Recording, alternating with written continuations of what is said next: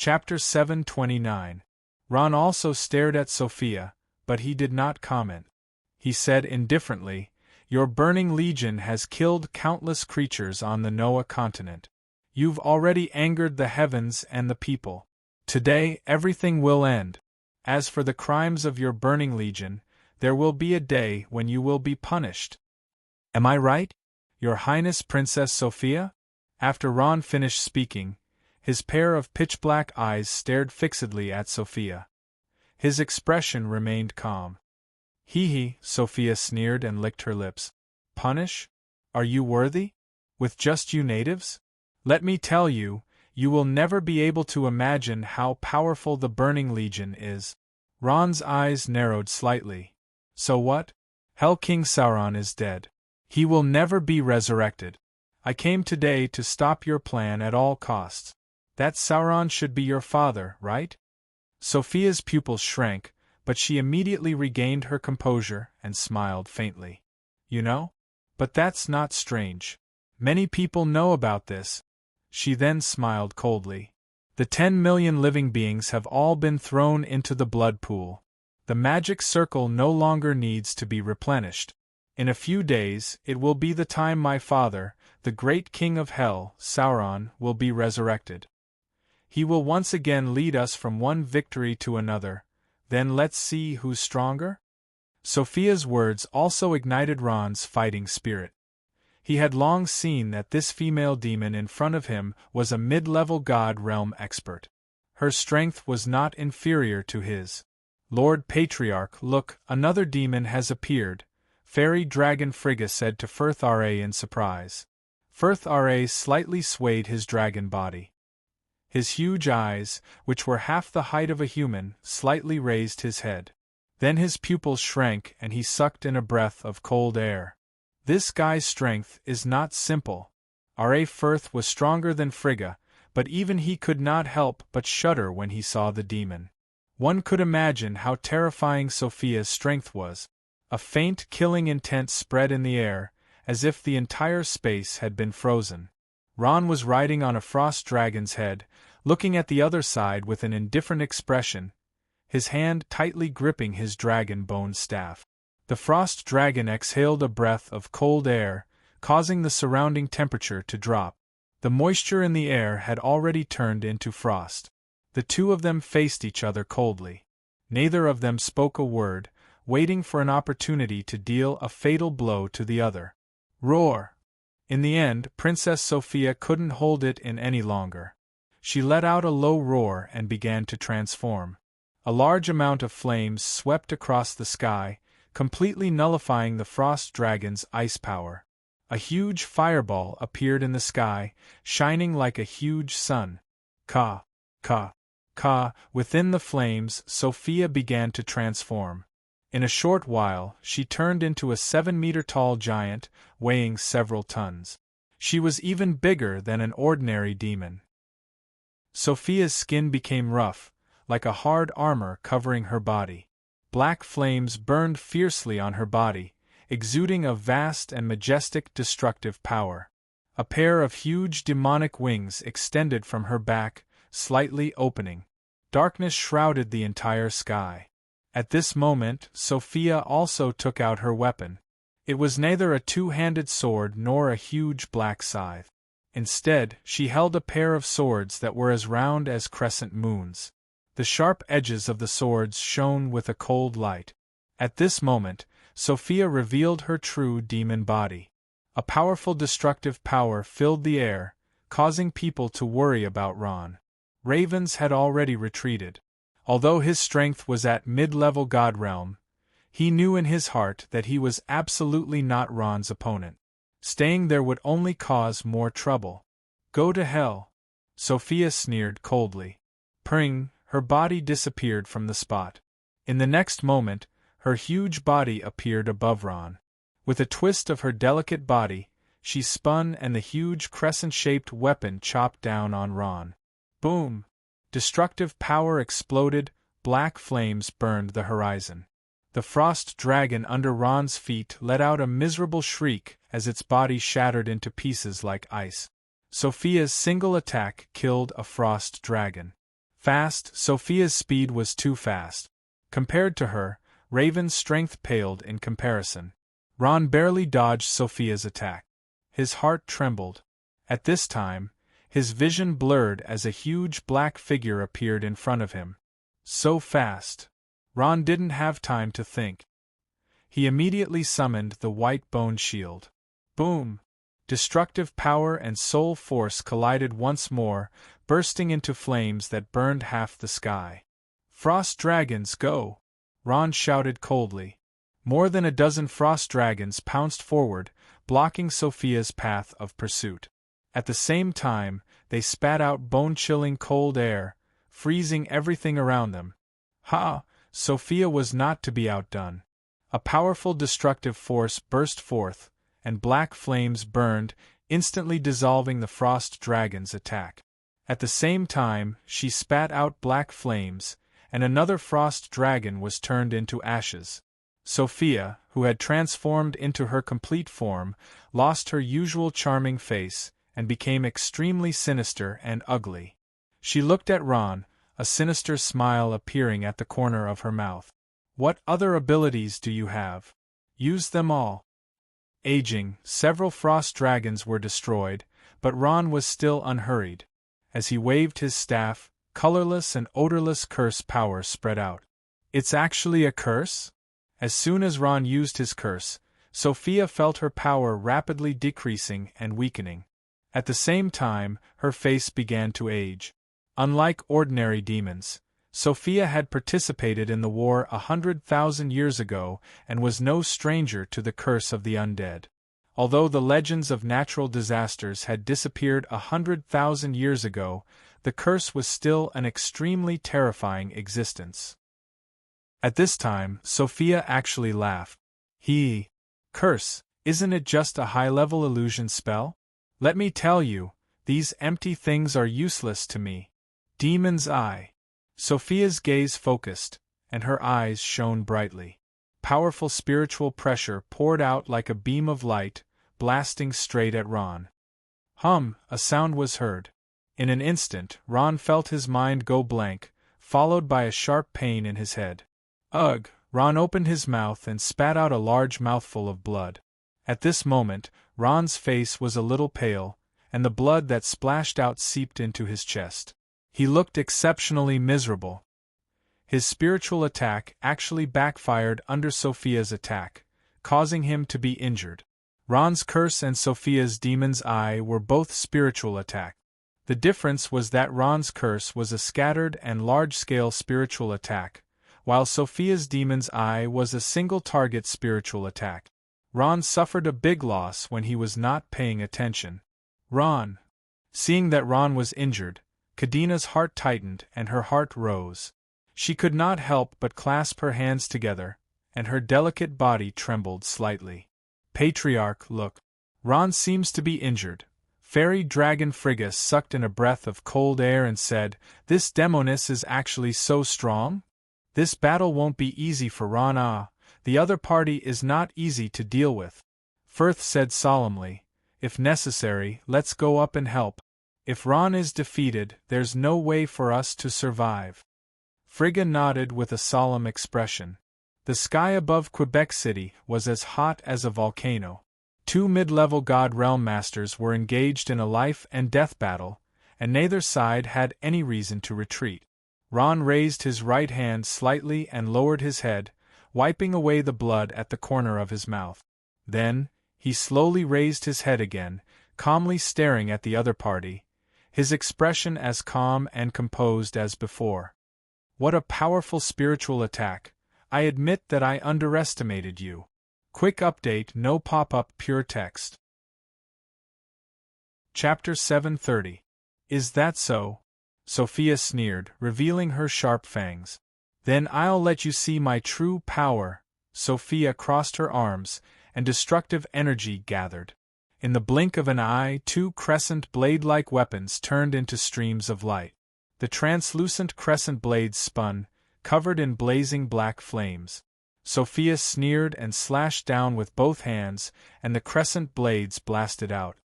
"Watch me, Stormwind slaying slash." The crescent blades swept towards Ron like a hurricane, drawing a beautiful arc in the sky.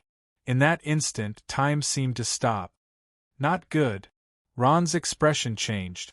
At that moment, the feeling of death assaulted his heart. He quickly retreated, waving the bone staff in his hand, and blurting out a series of mysterious incantations. Death Guard. A green fog appeared around Ron, and white bones appeared out of thin air, forming a solid barrier around Ron. Boom! The destructive energy and soul force collided once again, and the sky seemed to shake. Then, an extremely powerful shockwave spread out, and blazing black flames swept towards the ground like a shockwave. Everyone, dodge! Seeing the black shockwave descending from the sky, Shea's expression changed. With a shout, she opened her domain, enveloping all the undead creatures in the surroundings. General! At that moment, Ron's expression changed. The bones of the Death Guard that were protecting him tightly emitted a crisp sound of bones cracking. Not good.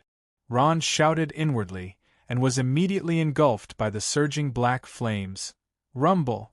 There was a thunderous boom. In an instant, the entire Quebec City seemed to have been overturned. The soft soil with minced meat and blood was flipped into the air. Countless undead creatures were vaporized in an instant, turning into a cloud of smoke and disappearing between heaven and earth. Clang!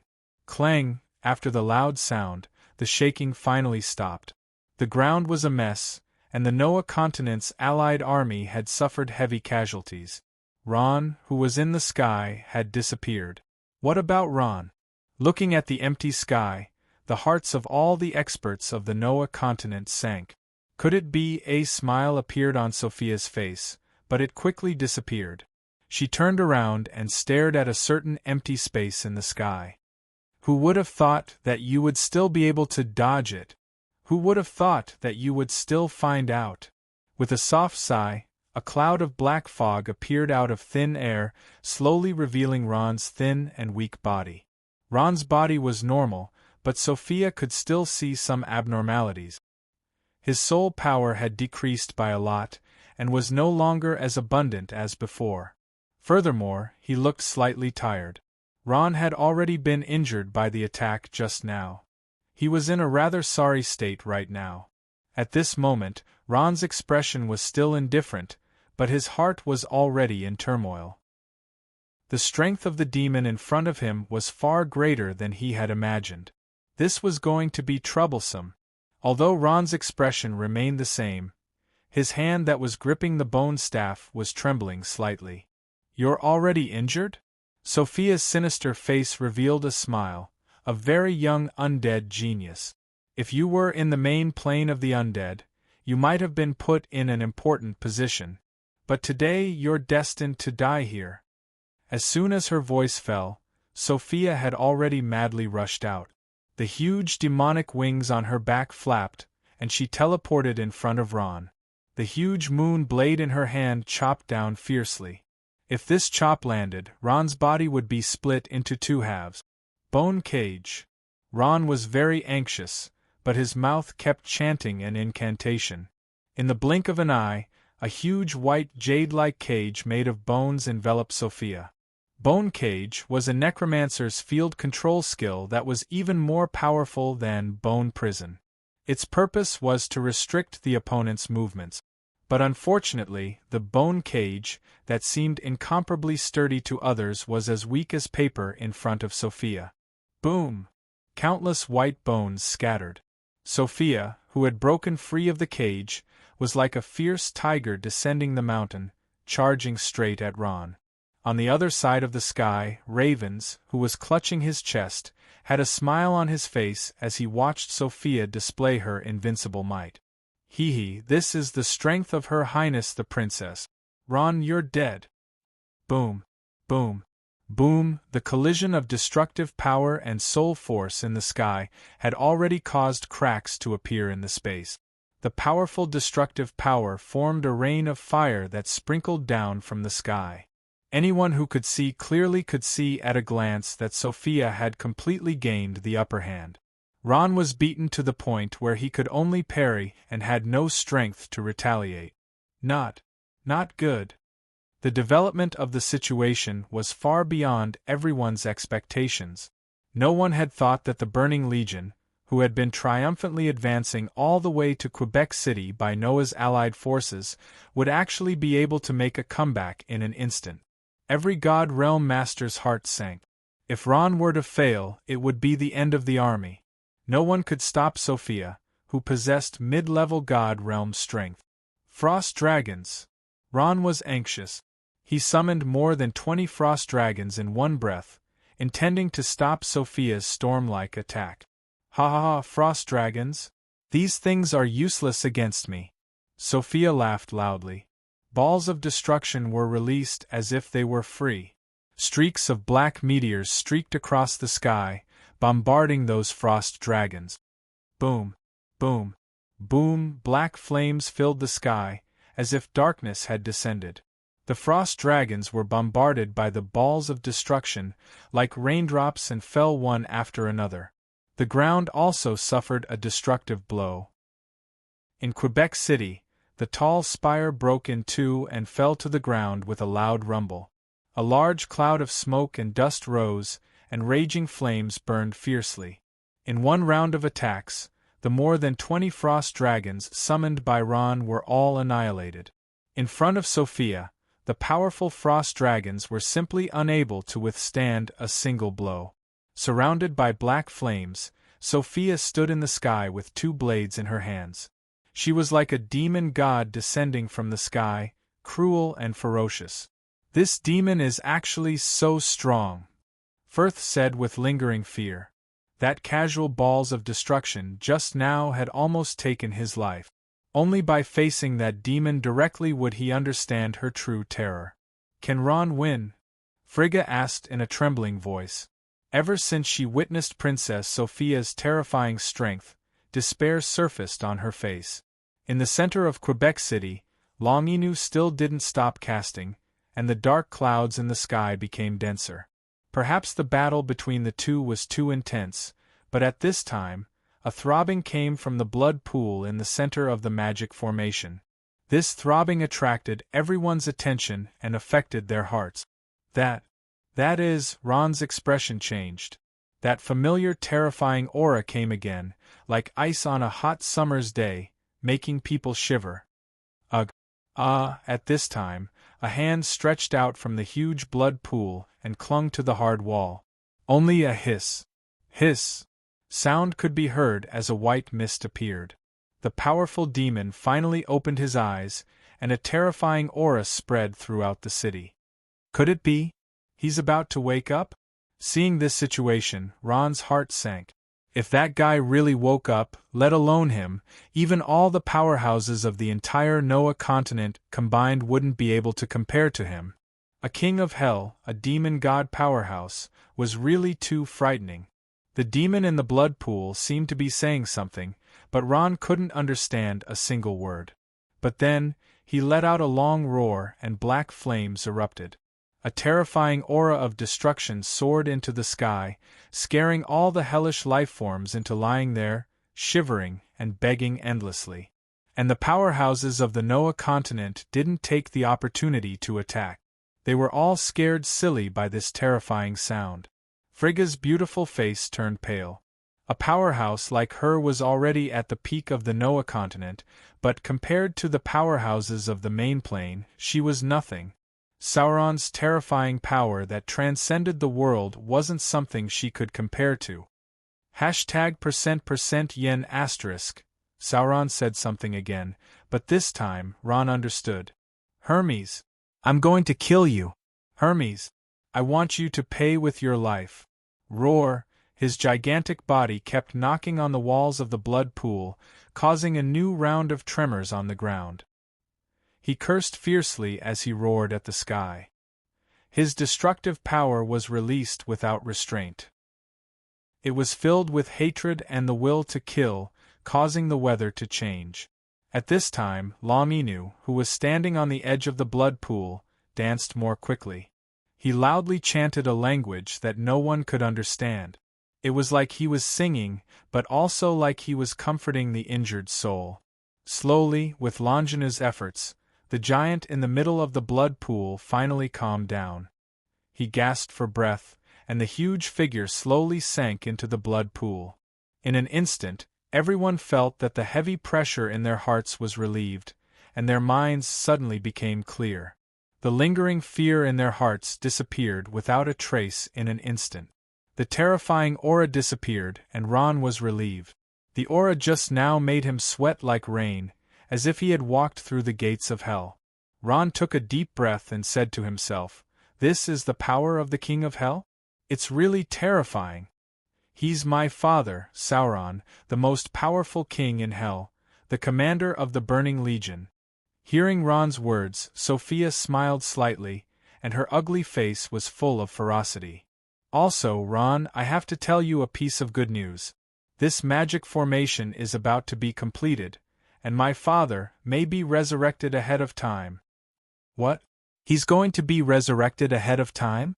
When all the strong people in the Noah continent heard this, they were shocked, and a strong fear filled their hearts in an instant. This is really bad news. Ron took a deep breath. The development of the matter was far beyond his expectations. This was troublesome.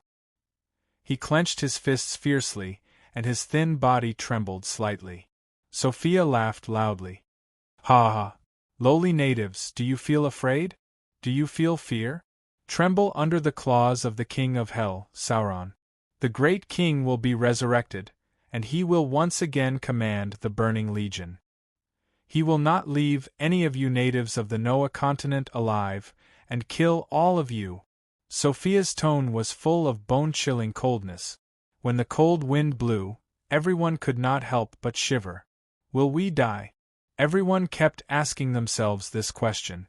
The chaotic battle also began to calm down. Everyone felt a heartfelt despair. Ron knew that once this guy was resurrected, just as Sophia said, the entire Noah continent would be destroyed.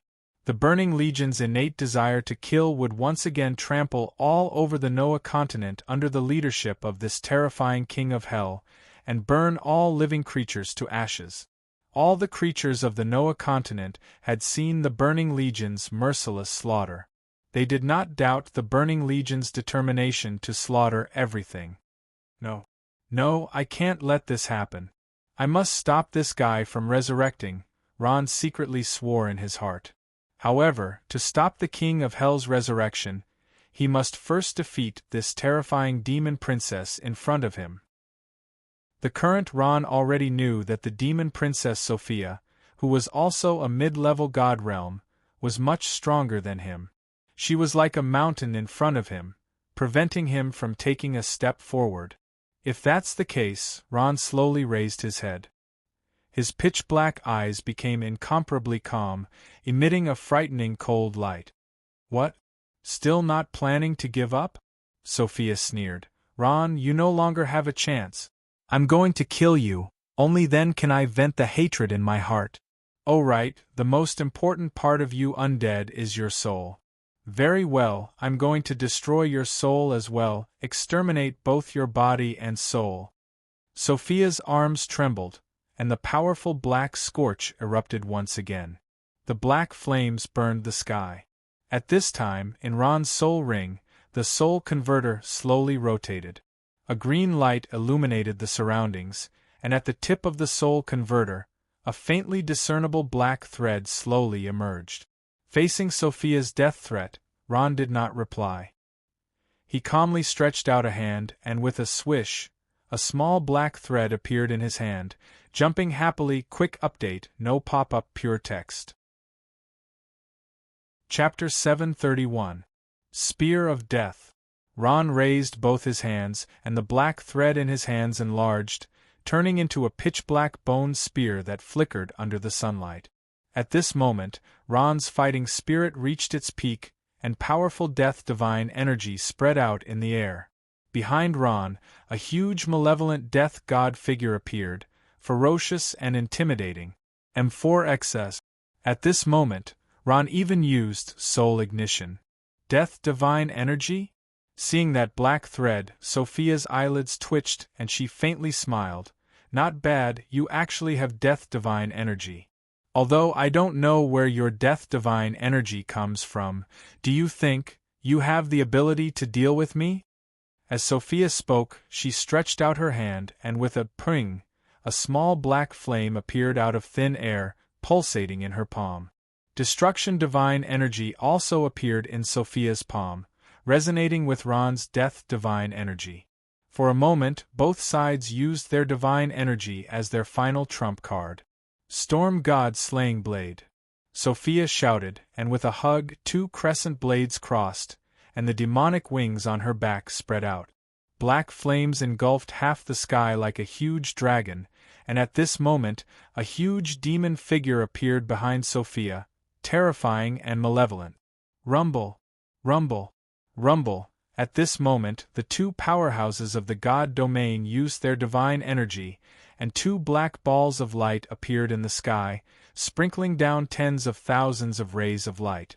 The powerful force caused the space to collapse, and even the earth to shake. This kind of power, Frigga's delicate face became panicked. At this moment, she no longer envied Ron's power. Instead, it was replaced by deep hope. Ron's strength had far surpassed hers. Of course, Frigga didn't know that Ron had divine energy. Die! Ron used all his strength and threw out the Spear of Death. The powerful Spear of Death pierced through the void, and even the power of domains melted under the deterrence of divine energy. You're the one who will die. Sophia sneered. Storm God Slaying Slash spun out. It was as if a storm had swept through the sky. The powerful wind blades swept across the ground, capable of slicing apart boulders weighing dozens of tons. Not good dodge. Whether it was the Burning Legion or the Noah Continent's allied army, all of them retreated at this moment because they felt the arrival of death. Boom! Destruction divine energy and death divine energy collided with each other, resulting in a loud explosion. The huge momentum caused the entire space to tremble. Countless cracks appeared in the sky, and a gust of wind blew across the ground. Countless flaming rocks fell from the sky as if the end of the world had arrived. Not long after, everything returned to normal. Did he win? At this time, the experts of the Noah Continent's allied forces poked their heads out from the ground and looked around. They hoped to see a good result. However, they were soon disappointed. At this moment, Ron stood quietly in the air, his body slightly trembling. A trace of blood seeped out from the corner of his mouth, slowly expanding. Yes, Ron had been defeated. Although he did not die, he had exhausted all of his strength. The movements in Quebec City became more and more intense. The entire city was on fire, as if responding to Sophia's destruction divine energy. Sophia stood in front of Ron with her arms crossed and a sneer on her face, as if she had expected this outcome. I said, "You're no match for me at all. Even if you have divine energy, it's useless." Sophia glanced at Ron. "But I'm curious. Where did your divine energy come from? Are you really someone from the undead plane?" Divine energy was a power that only gods could possess. It was impossible for ordinary experts of the divine realm to possess divine energy. Divine energy could only be bestowed by god-tier experts, and only those closest to them could possess it. Sophia's destruction divine energy came from her uncle Thor. Even ravens could not possess it. Ron took a deep breath. He did not answer Sophia's question. His hand moved slightly, and a small black thread appeared in his hand again. This was the last trace of the divine energy of death. No, I can't give up. Holding the last trace of the divine energy of death, Ron's heart was once again rekindled with hope. Since you don't want to answer, I'm not going to ask any more. Some things are meaningless even if you know. Sophia smiled, but then her face immediately turned cold. But unfortunately, it seems that you don't intend to give up. With a wave of her hand, a trace of the divine energy of destruction emerged from her heart and turned into a small black flame that kept jumping in the palm of her hand. Ron's eyes widened in surprise, but in the next moment, the expression on his face turned to one of extreme horror. 1, 2, 3, 17, a total of 17. 17 black flames, that was 17 traces of the divine energy of destruction. One after another, traces of the divine energy of destruction jumped out of Sophia's hand, as if they were free of charge. They formed a circle around Sophia and constantly spun around her, exuding a mighty and majestic divine energy of destruction. Ron obtained the divine energy of death through the soul converter. He could only condense a trace of the divine energy of death after absorbing the souls of several demons. Ron had never dared to casually use these gods, but now, seeing Sophia take out so much of the divine energy of destruction, he was stunned. Like Ron, every trace of the divine energy of destruction could be activated by Sophia and turned into a powerful force that could destroy heaven and earth. Just a trace of the divine energy of destruction was enough to kill all the experts here. No matter what kind of divine energy it was a power that only gods could possess. Mortals, no matter how powerful they were simply no match for it. Looking at Ron's infinitely shocked expression, Sophia's expression was somewhat smug. She sneered and said, "Lowly native, do you still not understand? The strength of the Burning Legion is not something that you natives can imagine. The things that you value are nothing to us. Divine energy, is something like divine energy of any use to you?" Sophia appeared to be disdainful. She smiled slightly and absorbed all 17 traces of the divine energy of destruction into her body. Ugh! After being provoked by Sophia, Ron suddenly spat out a mouthful of blood. His body tilted and fell rapidly. After seeing the 17 traces of the divine energy of destruction, Ron's confidence was instantly destroyed. He finally understood that there was an irreparable gap between them. The power from the main plane was simply too powerful. The divine energy of death was Ron's last hope. Unfortunately, this last trace of hope was also destroyed. A burst of exclamations came from the ground. No one would have thought that Ron, whom they regarded as an invincible god of war, would finally be defeated. Homelin was shocked. Ron! Kadena cried out in surprise. Quick update, no pop-up, pure text. Chapter 732. Impossible. It's impossible for me to defeat her, it's simply impossible. She's too strong. Ron muttered to himself and slowly closed his eyes. At this time, black flames appeared on his arm and burned fiercely. At this moment, he no longer had any will to fight and could no longer suppress the destructive power that invaded his body. The destructive power began to erupt in his body. As Ron's body fell, the hearts of the Allied army sank. The people of the Scourge Church were stunned. They could not accept the defeat of their god of war. Ron, are you okay? Kadena, Aurora, D-Lin, Shea and the others hurriedly ran over and helped the unconscious Ron up, anxiously shouting.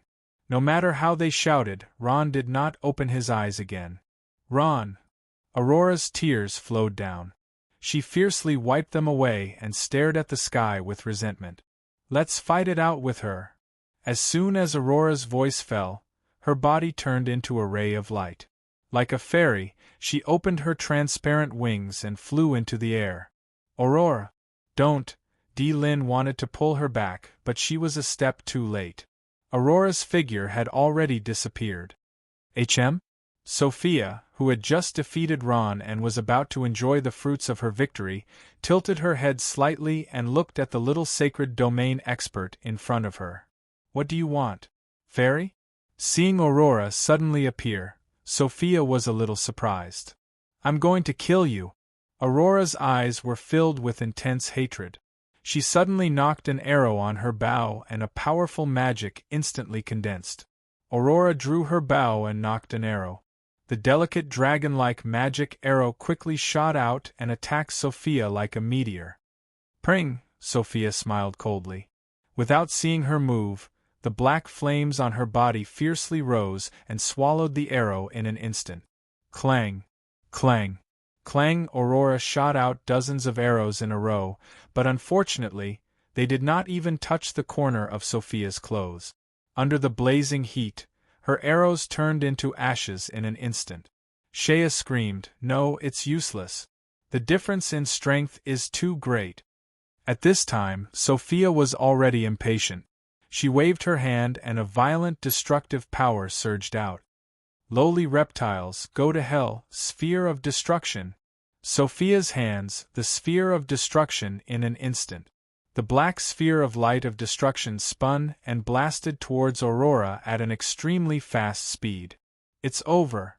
Everyone closed their eyes in despair, not daring to watch this scene. With Sophia's strength, it was not difficult for her to kill a sacred domain powerhouse with a raise of her hand. Aurora's eyes suddenly opened wide. At this moment she felt the arrival of death. Boom! The earth quaked and the mountains shook. Aurora only felt a heat on her face before a soft body slammed into her embrace. Grandma Undine. Aurora was shocked, but at the last moment, Undine suddenly appeared in front of Aurora and used a powerful defensive shield to block the fatal blow for her. However, even with Undine's early-level Godrealm strength, she was unable to block Sophia's attack. The defensive shield shattered and she was sent flying. "High Priestess!" The elf elders cried out in alarm. Although the elf race's high priestess Undine did not care about the internal affairs of the elf race for many years, she had always been the spiritual leader of the elf race. What if something happened to her? "Grandma!" Looking at Undine's miserable state, Aurora's tears flowed down instantly. She could not help but blame herself for being so willful. "How is it? Is the high priestess all right?" A flying dragon flapped its wings and quickly approached Aurora and Undine. It was Elder Weiss who could transform into a dragon. At this moment, he glared fiercely at Aurora and asked with concern. At this time, the other elders also rushed over. "I'm fine, I won't die yet." Undine forced her eyes open and looked at the elf elders. "That demon is too strong, we are no match for her." "Then what should we do?" Elder Dobin of the elf race was a little flustered. High Priestess Undine closed her eyes and shook her head without saying a word. "Another one seeking death. You want to stop me with your mere early-level Godrealm strength? You're overestimating yourself," Sophia sneered, her cold eyes looking down at the crowd below. A powerful destructive force was released without restraint, peerless and ferocious, intimidating everyone. In an instant everyone trembled. It was a kind of indescribable despair. They felt that they were meat on the chopping board, waiting to be slaughtered. "Grandpa Homelin, what should we do?" Dee Lin hugged the unconscious Ron, big drops of tears flowing down her face. She choked with sobs and asked. "There's no other way." Homelin's voice was incomparably low. "Even if we surrender now, she won't let us go. Even if we wag our tails like dogs and beg for mercy, we can't escape death. Let's fight. Let's fight. Let's fight." This sentence ignited everyone's anger, and also aroused everyone's desire to fight with their lives on the line. When a person was forced into a desperate situation, a strong fighting spirit was released once again. "Necromancers, get ready!" At Vivian's command, all the necromancers turned around, the bone staffs in their hands aimed at the huge demon in the sky. Their eyes were filled with fighting spirit. "Ready, fire!"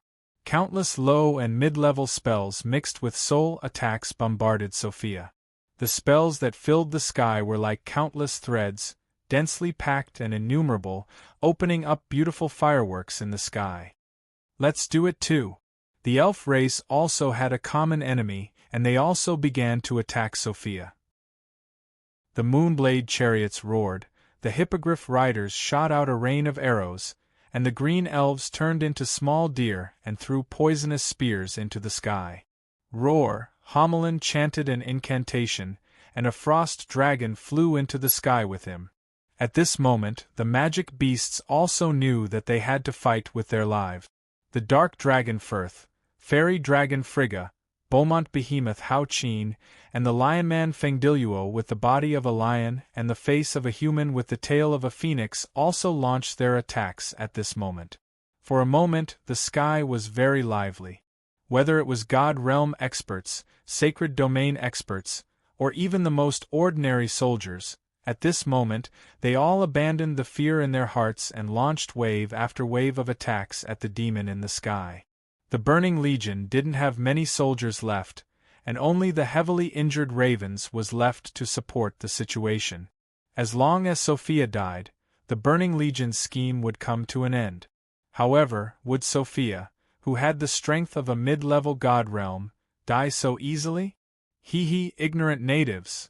Being attacked by millions of people at the same time, a trace of anger appeared in Sophia's eyes, and she sneered.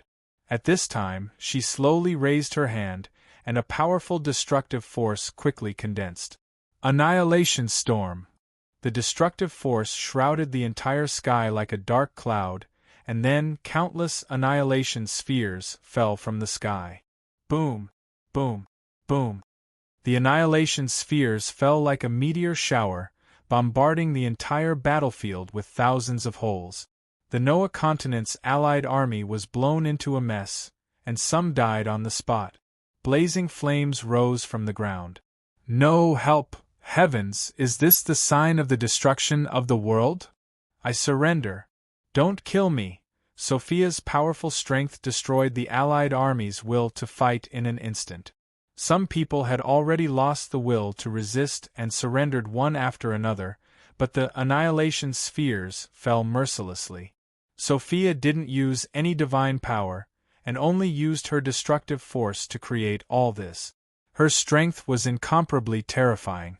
At this time, the few God Realm experts of the Noah continent's allied army had already arrived, and they pounced on Sophia like fierce tigers.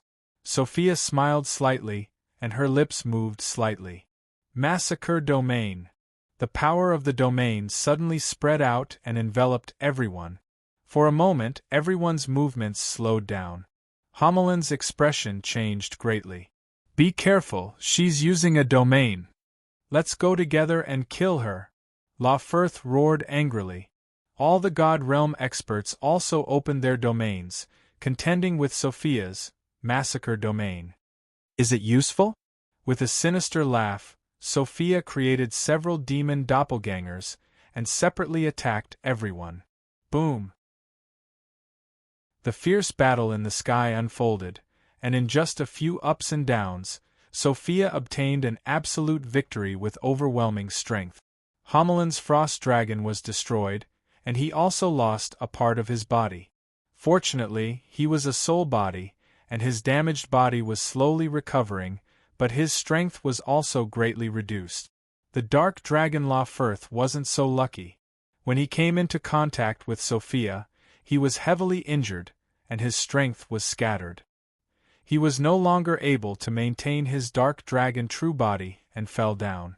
Frigga, Hao-Cheen, and Di Luo couldn't escape the fate of defeat, and the other sacred domain experts were the same. They didn't even dare to approach Sophia's body. Just the spheres of destruction flying in the sky was enough to injure or kill them. Haha, great! Her Highness Sophia has been known as the genius of the fiends since young. She really isn't simple. Ravens tightly clenched his fists, his eyes filled with excitement. If this continues, there's no need for the great commander to revive.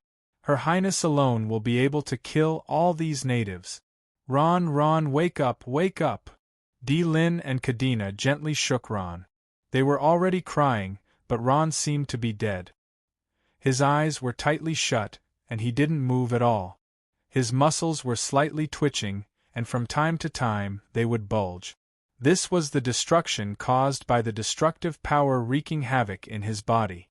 Although nothing could be seen on the surface, the muscle tissue inside had already been destroyed, and Ron's vitality was slowly fading away. The fierce battle in the sky continued. The experts of the Noah continent attacked Sophia with all their might, but from the current development, defeat was only a matter of time. Could it be that the Noah continent is really finished? Chapter 733. After an unknown period of time, Ron slowly opened his eyes and slowly sat up. Looking around, the sky was overcast and the ground was desolate. The surroundings were filled with white fog, making it unreal. Where am I? Ron climbed up and shook his heavy head. I was still fighting with the demon Sophia just now. Ron reached out to touch the wound, only to find that it was empty. He was shocked. I'm actually a spiritual body? Ron opened his eyes wide, revealing an expression of disbelief. Could it be that I'm already dead? Perhaps it was because he cultivated necromancy magic, but Ron was not too afraid of death. After the initial panic, he slowly calmed down. Was this the feeling of death? It was as if he had arrived in a foreign space. Could it be that death was like this? Ron thought as he slowly walked forward. He was a spiritual body, so his footsteps made no sound as he walked on the pitch-black ground. However, he could feel a substantial texture. The vast land stretched as far as the eye could see, as if there was no end to it. As Ron walked, he suddenly felt that this place was somewhat familiar. Right, Soul Ring. Could this be the space of the Soul Ring? Ron hesitated, then shook his head. No, this isn't the space of the Soul Ring. There's no dense aura of death here, only a deathly aura. Although the space in the Soul Ring was desolate and vast, it gave people the feeling that it was full of vitality. However, the Soul Ring was filled with a deathly aura. He couldn't sense a single breath of life within 10 miles of the Soul Ring. Is anyone there? Ron stopped and called out. His voice spread through the air, but there was no response.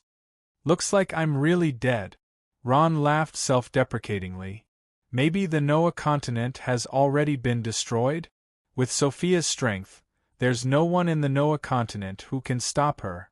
Although he was very unwilling, Ron also understood that all of this was a foregone conclusion. It was useless to think about it. Everything in the Noah continent had nothing to do with him. Ron slowly raised his head and took a deep breath of the dense aura of death. Is this the world after all creatures die? There's nothing, just chaos? According to the Holy Bible of the Holy Church, people will go to 2 places after they die. Those who believe in God will go to heaven. Everything in heaven is beautiful, and it is filled with the most beautiful things in the world. Those who don't believe in God will go to hell. Hell is filled with the ugliest sins in the world. Who would have thought that there would be a world of chaos after death? At this time, Ron's foot kicked something hard. He picked it up and saw that it was a white skull. As a practitioner of necromancy magic, Ron had seen a lot of these things. He wasn't afraid. He smiled and picked up the skull, carefully examining it. It looked like a human's skull. 2 black eye sockets were staring at him, revealing a trace of horrifying whiteness. Ron played with the skull for a while, but couldn't see anything, so he casually put it down. Ron, are you really dead? Kadena hugged Ron's body, which had been cold for a long time. Tears fell like rain, and her delicate body couldn't help but tremble. Ron, don't die. You haven't seen my unborn child, Kadena said with a sobbing tone. Lin sighed. Kadena, Ron is dead. I can't feel his aura. Get up, we have more important things to do. No, Ron can't be dead. He's the most powerful magus of the necromancy divine realm. He's the controller of souls. How could he die? Kadena screamed as if she had seen a ghost. She hugged Ron's body and shrank back. The battle in Quebec City was still ongoing. The powerhouses of the Noah continent launched attack after attack against Sophia. However, Sophia was too powerful. Every attack was repelled by her. Moreover, she didn't seem to be in a hurry to end the battle. She was teasing the warriors of the Noah continent. Haha, natives of the Noah continent, come at me. Your weak strength can't contend against me. I'm a demon from hell. I'm the most powerful warrior by nature, Sophia laughed loudly. The black flames on her body rose sharply, and a powerful destructive force was released, engulfing the powerhouses of the Noah continent. Let's go. She's too powerful. Frigga's shield couldn't hold on any longer and shattered. Her entire body was exposed to the blazing temperature and burned. Let's fight. She won't let us go. Even if we die, we have to fight with all our strength. In contrast to Frigga, Firth's eyes were filled with the will to fight to the death. At this moment, as the king of the Noah continent, they had no way out. Roar! The Beaumont behemoth Hao Qin was hit by Sophia's iron fist. Its huge body fell rapidly and crashed into a small mountain. Its huge body sank in. One could imagine how powerful Sophia was. Immediately after, the lion-headed, human-bodied, phoenix-tailed divine realm magical beast followed in Hao Qin's footstep. It was heavily injured by Sophia and vomited blood. It no longer had the strength to resist. The Scourge Church's divine necromancer Hamelin didn't have an easy time either. In order to fight against the demon Sophia, he had already exhausted all of his soul energy. Without Ron, the powerhouses of the Noah continent were all defeated. There was no one who could block Sophia's terrifying strength. She didn't even use her divine power and had already secured victory. The situation was extremely critical.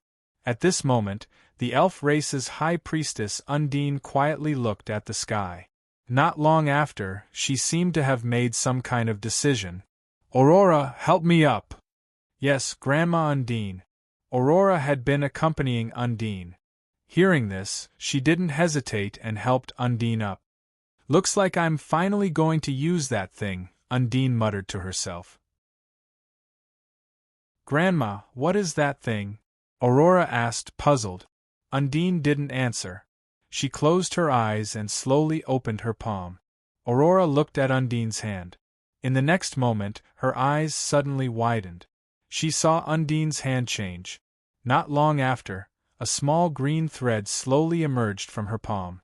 The small green thread happily jumped, emitting a powerful aura of life.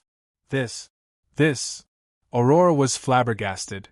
"Grandma Undine, what is this?" "Divine power of life." Undine calmly said, "This is the legendary power bestowed by the god of life." "What? Divine power of life? Is there really a god in this world?" Aurora was stunned. In her opinion, gods only existed in legends. Undine didn't answer. She looked at the sky. "Now I'm going to use it." As soon as she finished speaking, the small green thread in Undine's hand disappeared with a swish. Then, the green robe on her body silently moved and surged, and a powerful life force soared into the sky. "Grandma Undine." Aurora was forced to take a few steps back by the powerful force. At this moment, she was stunned. Undine quietly stood on the ground. Her body emitted a green light. She was like the goddess of life descending to the mortal world. She was solemn and holy. She softly chanted, "O great God of life, please forgive these ignorant sinners with your boundless magnanimity. They are cruel, ugly, bloodthirsty. Wherever they go, they bring death. But those who uphold justice are innocent. O mighty God of life, may your body become a mountain, your blood become a river, and your strength become rain. Save these countless beings that are already on their last breaths." Boom! At this moment, the wind and clouds in the sky suddenly changed. Divine power of life surged into the sky in an instant, forming a green pillar of light in the sky. High Priestess Undine quietly floated in the air like a beautiful butterfly spreading its wings. Rain of tranquility. In an instant, heavy rain poured down from the sky and landed on the ground, splashing water everywhere. At this moment, a miracle happened. The moment the heavily injured and dying soldiers of the Noah continent touched the rain falling from the sky, they were instantly jolted awake. Their eyes were wide open as they looked at everything in front of them in disbelief. Their expressions were filled with boundless joy. Their wounds were healing at a speed visible to the naked eye, and what was even more surprising was that their strength was also recovering. "Ah, my wounds are healed. My broken leg has grown back. What is this? Is it a miracle? Miracle, it's really a miracle. God has come to save us. The people who had woken up cheered. They shouted and jumped, heartily welcoming the arrival of the sweet dew. It's the High Priestess. The High Priestess used a powerful healing skill to save us. The sharp-eyed elves saw High Priestess Undine casting a spell in the sky and cried out in surprise. What is this? What a powerful power! Ravens was shocked. Suddenly, his eyes opened wide. Not good, this is divine power of life. Divine power of life? How could this thing appear on the Noah continent? Sophia roared. Impossible! Impossible! The power of the primary plane of life can't be possessed by such a low-level secondary plane. The rain of tranquility continued to fall. Under the treatment of the miraculous rain containing divine power of life, everyone's life force and strength were restored. This was the first time Undine used the heaven-defying rain of tranquility. It wasn't for anything else, but because this powerful god-tier skill required divine power to activate. However, Undine wasn't like Ron, who had a heaven-defying artifact that could transform divine power like the Soul Ring. She only had a trace, and it would disappear after using it. However, Undine used it at the last moment because she knew that there wouldn't be another chance if she didn't use it. It's the Moonwell. The elves took a deep breath. The rain of tranquility was so familiar. It was very similar to the spring water of the Moonwell in the elven forest. It also had the ability to heal and restore strength. However, the Moonwell couldn't be moved, nor could it be taken away from the Moonwell. Once it was taken away, the Moonwell would lose its effect. It was also because of this that the elves rarely went out to fight. In the elven forest, they were practically invincible. It had to be said that the appearance of the Rain of Tranquility, in a battlefield that didn't belong to the elven forest, had a huge effect. Not only ordinary powerhouses, but even the god-tier powerhouses like Firth and Arweld's injuries and strength had recovered. Is this divine power of life? Even my soul strength has been restored. It's really amazing. Merlin let out a sigh of relief, because he could feel that his soul force had been replenished. No pop-up, pure text. Chapter 734. Bastard. Seeing Undine heal the powerhouses one by one and recover their strength, Sophia was finally enraged. At this moment, she looked at Undine with eyes full of murderous intent. Go to hell. Sophia's figure flashed and instantly disappeared. Her speed was extremely fast. In the next moment, she had already appeared above Undine's head. Aurora was shocked. Grandmother, be careful. Aurora's warning was too late. With a boom, a black cloud appeared in the sky. Following that, Undine's body fell down like a kite with a broken string. High Priestess! All the powerhouses of the divine realm were shocked. They couldn't care less about the injuries they had just recovered from and rushed toward Sophia without any regard for their lives. Bastard, we'll fight it out with you. Die, die, all of you go to hell. Amidst her maniacal laughter, the black flames on Sophia's body surged. The destructive power was like a tiger's roar, like a tornado. The entire space was filled with an intense killing intent, causing people to tremble in fear. Goo-gee! The skull in Ron's hand fell to the ground and shattered into pieces. At this moment, something unexpected happened. At the place where the skull shattered, a bright green color suddenly spread out. Ron's hand paused.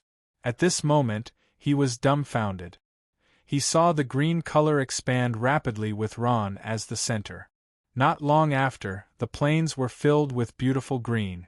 Countless grass quietly emerged from the ground. From time to time, there would be a few cute little flowers in the grass, swaying gently in the breeze. The plains that had been lifeless just a moment ago had now become a scene full of vitality. Could it be, this is the power of life? The strong contrast in front of him filled Ron's heart with shock. It also caused a flash of inspiration in his mind, as if he had comprehended something. Ron took a deep breath and slowly raised his head. His eyes were filled with determination and joy. I understand. This is the mystery between life and death. Boom! A loud sound rang out. Ysyd. A sharp pain came from Ron's mind, and this pain pulled him back to reality. He completely woke up and opened his eyes. Ron is awake. Ron is awake. Look, Ron is awake. Seeing that Ron had woken up, Kadena cried out in alarm, causing all the girls to turn around. Ron, you're awake? Are you all right? Shea came down from the nightmare beast's back and walked to Ron's side. Her cold eyes revealed a trace of concern. Looking at the concerned eyes of the girls, Ron felt a burst of excitement in his heart, but he soon calmed down. He struggled to get up from Kadena's arms. Ron, your injuries, Lin cautiously reminded him. Only then did she discover that the scars on Ron's body had disappeared. She opened her mouth wide in surprise. I'm all right. Ron glanced at Lin, nodded, and then looked at the sky. I already know what happened just now, and now, with that, Ron pondered for a moment. Everything should be over. Purring, Ron's black robe rolled up, turned into a cloud of black mist, and instantly disappeared in the air. The girls widened their eyes and looked at each other, not knowing what to do. Did you notice that Ron seems to be a little different? Kadena took the lead and said. Shea shook her head. Could it be that he has become stronger? But I didn't feel it. Ron had indeed changed, and the change was great. His change was not the increase in his strength, but the increase in his realm after comprehending the profound meaning of life and death. Undine's face was as pale as a sheet of gold paper. Although she used the divine power of life to heal most of the powerhouses of the Noah continent, she was seriously injured by Sophia's attack. At this moment, she no longer had the ability to use the healing technique. Boom! Thunderbolts and thunderbolts came down from the sky. As if the lightning had a mind of its own, it all blasted on Sophia's body. Purple lightning wrapped around Sophia's body, and the places where the purple lightning passed by spasmed. Damn it! Sophia's arms shook and the power of destruction burst out, swallowing all the purple lightning. She gritted her teeth, and the crazy power of destruction blasted out. The target was the fairy dragon. Frigga, who had transformed into the fairy dragon true body, had an extremely shocked expression on her face. Needless to say, she was the one who released the thunderbolts just now. She did not expect that not only was it easily broken by the other party, but it was also counterattacked in the blink of an eye. Sophia had fought with Ron and the other powerhouses for half the night, and it was inevitable that her body was lightly injured. Frigga, who had just recovered from her injuries and all her strength, thought that she could fight the other party, but unfortunately she miscalculated. The demon's power did not decrease at all. On the contrary, her fighting spirit was stimulated by her injuries, and she became even more ferocious. The burning black flames quickly converged into a long sword in the shape of a half-moon. The sharp edge cut through the sky, producing an ear-piercing whistling sound as if it could cut through everything in the world. It's over. Frigga knew that she was no match for the other party. She closed her eyes in despair. At this moment a miracle happened. With a boom, the blade formed by the black flames was blown to pieces. Then, countless ghost-like skulls surged out from the explosion, frantically entangling Sophia. Unknowingly, a thin figure in a black robe appeared in the sky, a pair of cold black eyes staring at her coldly. That is, the fairy dragon opened her mouth wide, stunned. Who else could it be but Ron? He was resurrected too? And he saved her.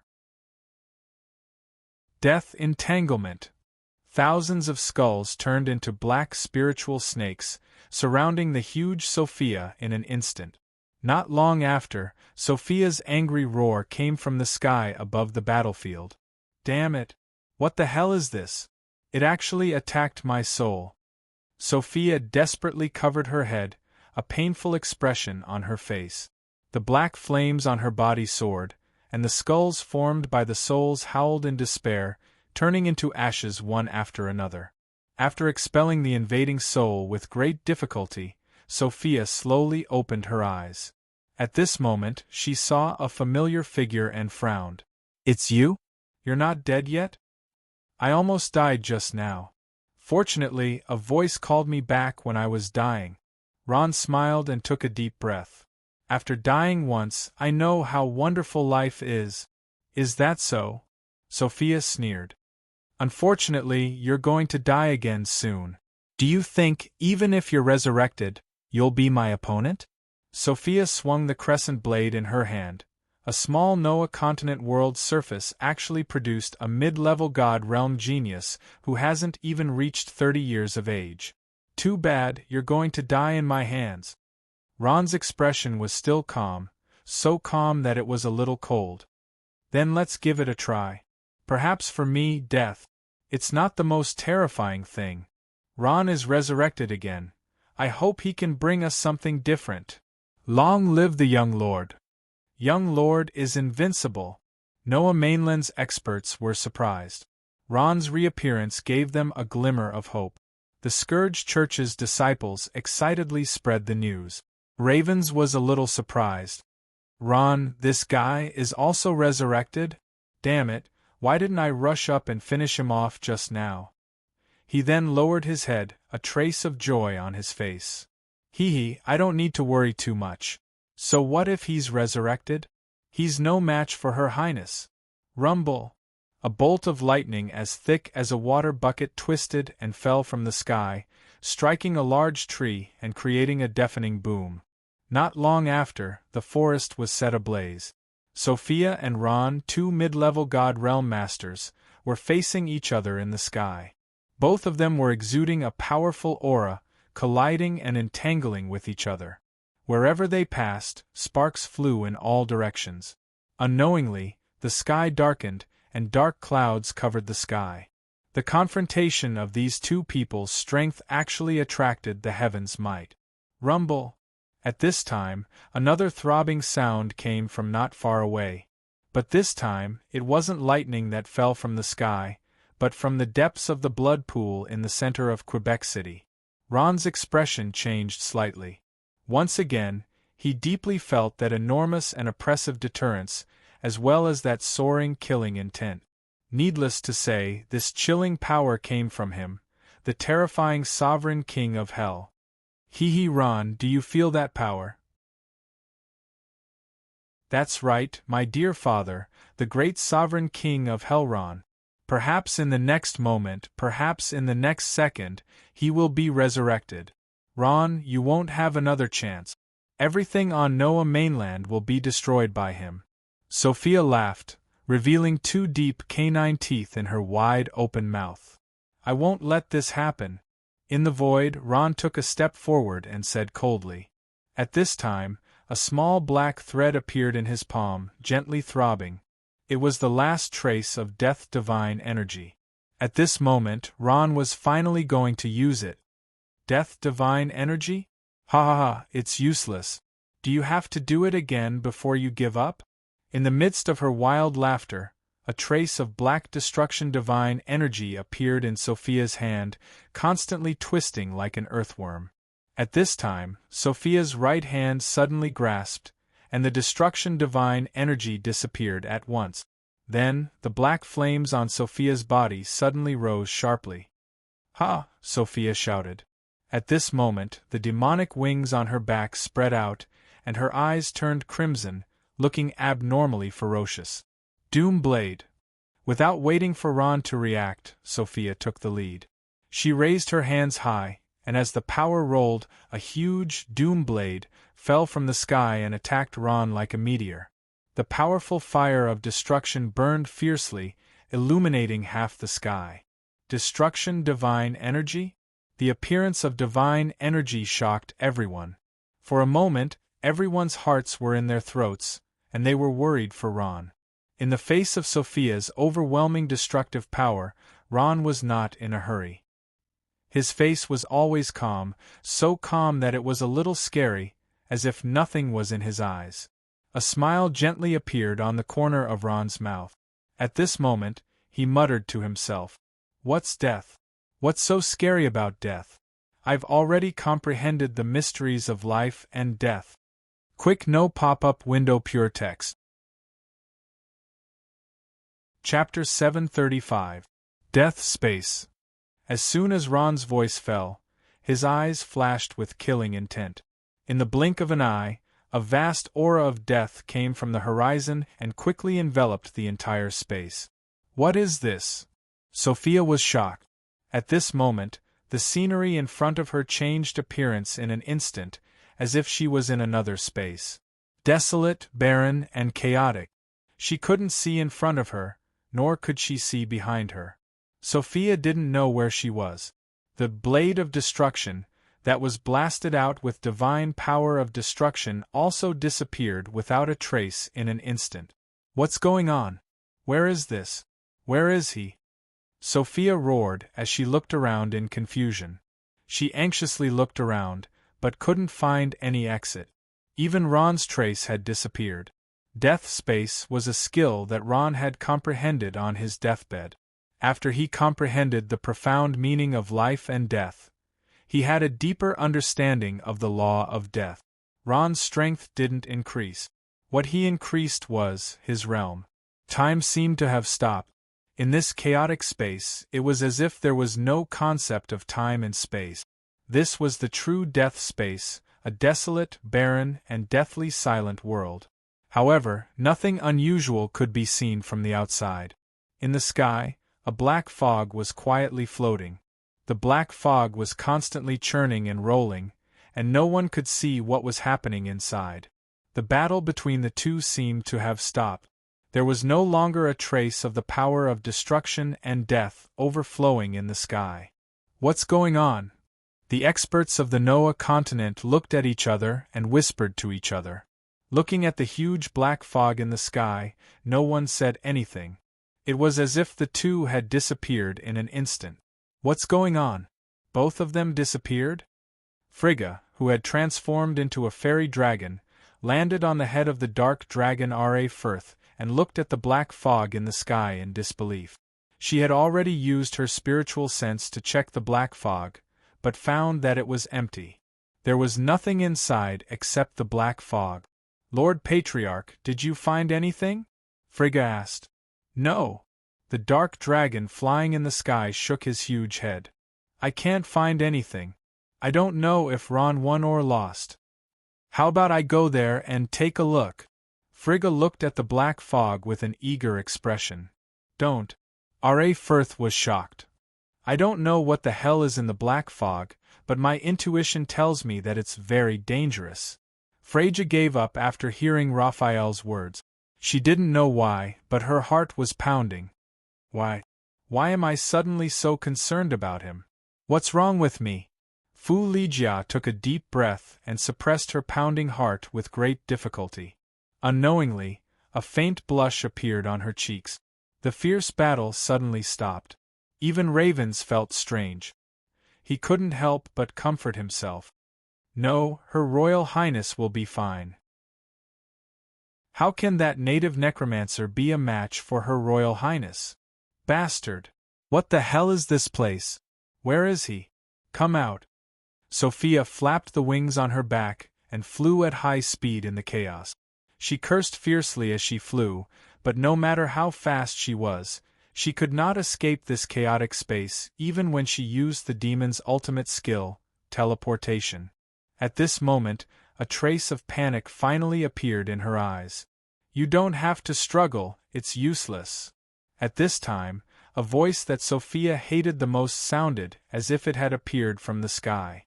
Not long after, a projection appeared in front of Sophia. It was Ron's face, but that face was very huge in Sophia's eyes. Her huge body, which was more than 10 meters tall, could not even reach Ron's mouth. "You finally showed up." Looking at this familiar face, Sophia gnashed her teeth in anger. "Where did you take me? What is this place?" Ron calmly looked at Sophia as if he was looking at a dead person. He slowly said, "This is the death space I created with my divine power. Here, you are already dead. I'm already dead? Impossible. How can you kill me? As soon as Ron's voice fell, Sophia roared. At this time, she raised her right hand and a trace of destruction divine power appeared in her palm. Then, it turned into a powerful skill full of ruthlessness and killing aura, and fiercely blasted towards Ron. Boom! The chaotic space trembled, and the powerful destruction power instantly dispersed the projection of Ron's face. Just when Sophia thought she could take a breath, she saw Ron's face condense again and appear in front of her again. How can this be? You are obviously not my match. Why do you have such a powerful power?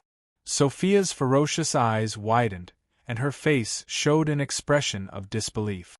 She clearly remembered that the blow was made with the divine power of destruction, but it obviously had no effect at all. I said, you are already dead. Everything you do is in vain. Ron said calmly. Impossible. Impossible. Ron, you can't do this. This is a god. This is a power that only a god can have, Sophia screamed crazily. At this moment, she really felt fear. Sophia wanted to escape, but she soon found that she could not escape from this chaotic death space. At this time, she was caught by Ron. Tell me, what do I have to do to stop Sauron's resurrection? In the chaotic death space, Ron reached out and pinched Sophia's body and asked calmly. Sophia wanted to struggle, but when her eyes met with Ron's, she felt as if she was captured, and her mind was blank. The magic circle of the dark ritual is in the center of Quebec City. The eye of the circle is controlled by the black magician, Mr. Longinu. As long as you kill him, and then destroy the magic circle, you can stop my father's resurrection. Her mind was controlled by Ron, and there was a trace of struggle in Sophia's expression, but she finally said it. Okay. Ron nodded. He knew that under his control, Sophia would not lie at all. People would lie, but souls would not lie. Ron thought for a moment, and then he asked another question. If King Sauron is resurrected, what will you do? Contrary to the situation just now, Sophia quickly said, kill all the creatures in the Noah continent and turn it into a dead plain without any creatures, as expected. After knowing the true purpose of Sophia and the burning core, a trace of anger finally appeared on Ron's face. At this time, he relaxed his control over Sophia's mind, and she instantly woke up. After knowing that everything had been said, Sophia understood that it was too late. At this moment, her face was full of fear. No. Don't kill me, Sophia hurriedly defended herself. Could it be that killing is not the instinct of all living creatures? Go to hell. Ron knew that it was useless to say more. He smiled coldly, and the overwhelming aura of death suddenly pressed down. Like a fragile piece of wood, Sophia's huge body, which was more than 10 meters tall, was torn apart in an instant by Ron's powerful force. Under the death space, everything seemed so strange. A powerful mid-level god realm expert, an existence that Ron could not surpass, actually died so easily. Her huge demonic corpse sank into the chaos. Sophia's face was full of extreme resentment. Until her death, she did not dare to believe the fact in front of her eyes. Boom! Ron only saw a blur in front of his eyes. The chaotic, desolate death space disappeared in an instant, and all the scenery reappeared. Ron's thoughts returned to reality. Quebec City was shrouded in fear. The black fog in the sky had disappeared, and Ron's thin figure was still standing in the sky, but Sophia was gone. It's over like this. Ron sighed softly, an expression of endless regret on his face. That death space was merely the state of mind he had reached when he comprehended the mysteries of life and death. When that state of mind disappeared, that state of mind also disappeared. In other words, even if Ron were to use his death god force to create another death space, he would not be able to do it. It was like a strange feeling. Although it was familiar, as if he could reach out and grab it, in reality, it was extremely far away. Even so, Ron's harvest this time was huge. At the very least, he felt that he was one step closer to comprehending the law of death. What a pity! If I could really comprehend the death space, even if Sauron came back to life, I might still be able to put up a fight. Ron shook his head and sighed. That's Ron, young lord. Where's that demon? Is he dead? Long live! Young lord killed the demon. When the black fog in the sky dispersed, only Ron was left.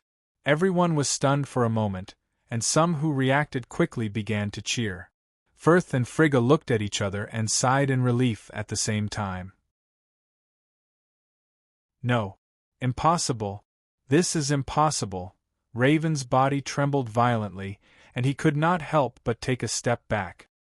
His eyes were full of disbelief. Sophia's aura had completely disappeared. Although he did not know how that native necromancer did it, all of this really happened. Impossible. How could that guy be a match for Her Highness? He was defeated a quarter of an hour ago. How could his strength have increased so much in just a few minutes? Impossible. Chapter 736. Hooray! Hooray, Ron! Young master is mighty! The battlefield was in an uproar. At this moment, all the powerhouses in the realm of the gods felt relieved and relaxed. Undine stood up with the help of Aurora and looked at the cheering crowd with a smile. The haze in the sky was gone, and even the sun seemed to become bright and beautiful. Boom! Boom! Boom! Just as everyone was celebrating Sophia's death, the terrifying power of the central blood pool in the depths of Quebec City came again. The powerful aura of destruction shook heaven and earth, as if warning everyone. Under the pressure of the murderous destructive power, everyone's expression changed greatly.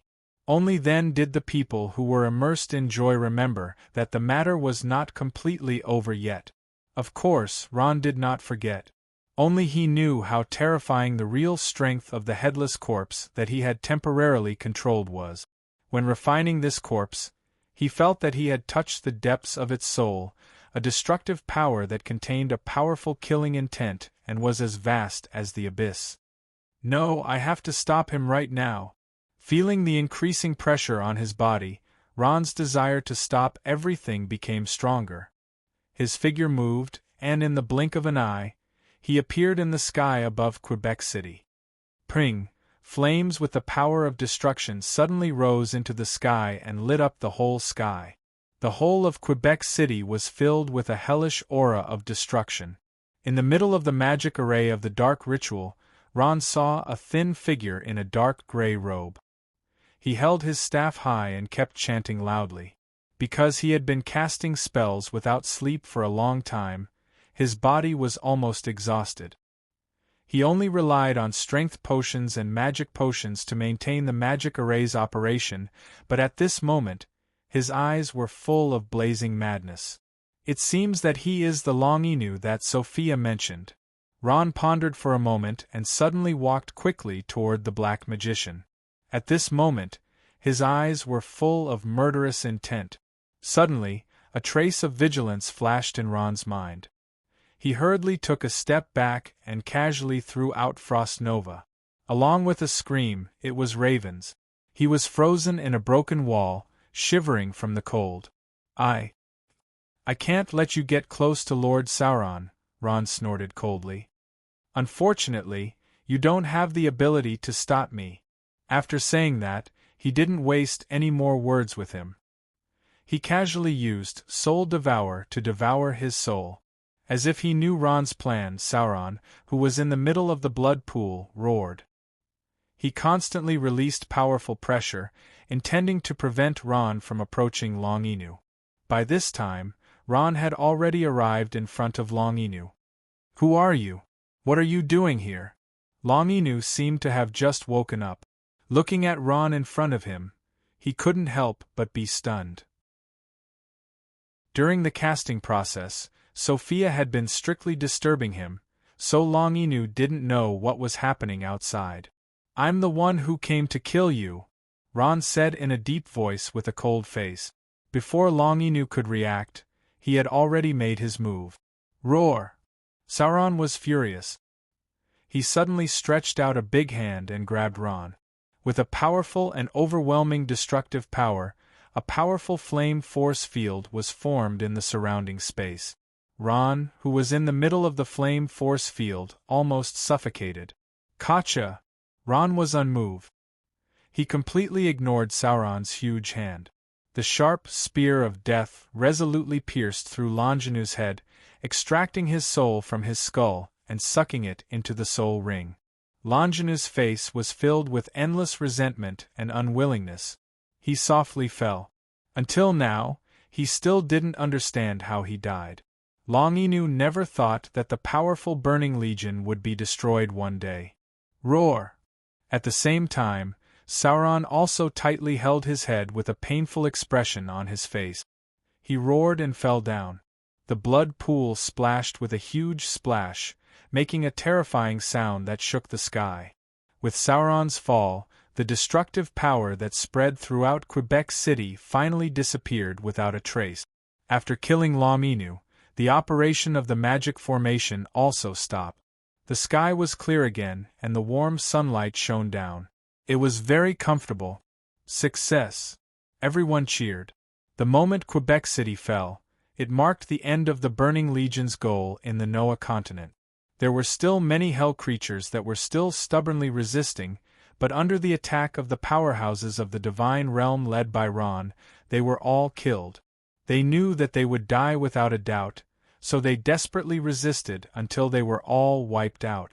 When the last hell creature fell, Quebec City had become a sea of joy. Countless race flags fluttered on the city walls, and the warriors threw their helmets into the air. In the Alliance army of the Noah continent, whether it was humans, orcs, elves, or magical beasts, they all hugged each other tightly. Many people shed tears of excitement. We finally won! The elven high priestess Undine had tears in her eyes. She was supported by Aurora, and her face was full of excitement. The two powerhouses of the dragons, Firth and Frigga, returned to their human forms. They looked at each other and sighed in relief. Frigga turned her head and happened to see Ron standing not far away. After staring for a long time, she could not help but sigh softly with a complicated expression. Did we really win? Ron stood on the city wall, his pitch-black eyes quietly staring at the blood pool below the city wall, his eyes filled with worry.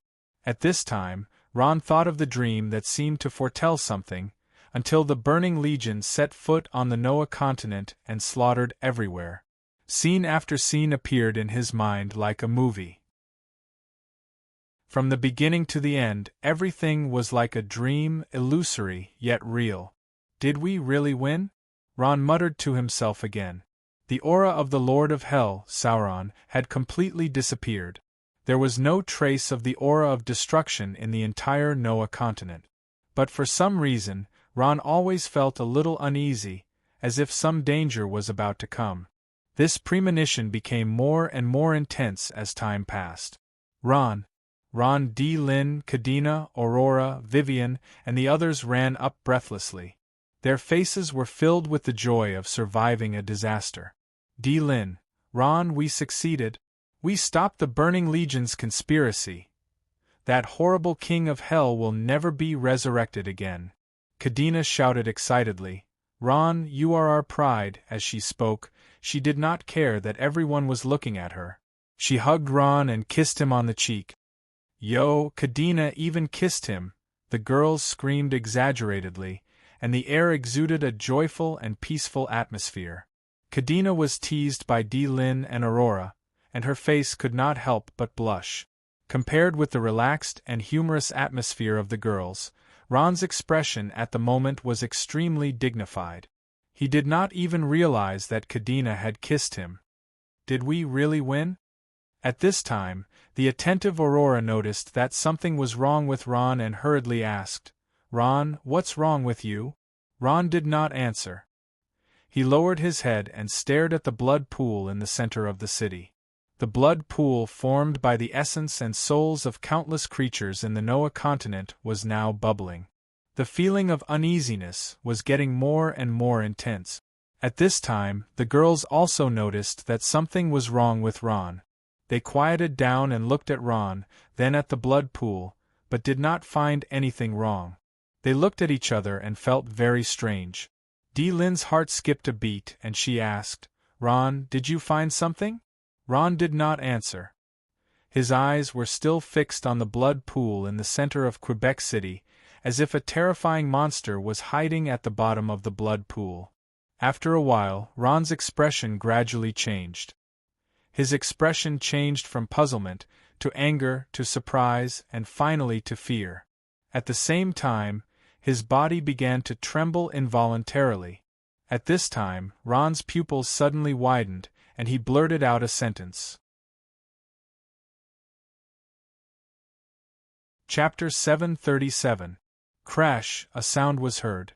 In the middle of the blood pool in the middle of Quebec City, a giant hand suddenly stretched out, and a terrifying aura of destruction suddenly appeared, covering the entire space. Then, a head stretched out from the middle of the blood pool and looked at Ron, Kadena, Lynn, and others. It was a super-huge head. The distance from his forehead to his lips was more than the height of a person. There were countless spikes on the head, which were demon horns. There were also 2 curved horns on the head, exuding a cold metallic luster. The giant's red eyes stared coldly at the crowd, revealing an extremely ferocious, bloodthirsty, tyrannical, and murderous aura of destruction, as if they were in an ice cellar. Lynn and Kadena both took a step back, their eyes showing extreme fear. They were all frightened. Standing in front of this giant, Ron's cold sweat flowed down his cheek.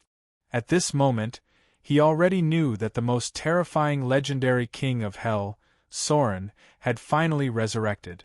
The terrifying king of hell appeared, and the powerful aura of destruction made people tremble. My God! What the hell is this?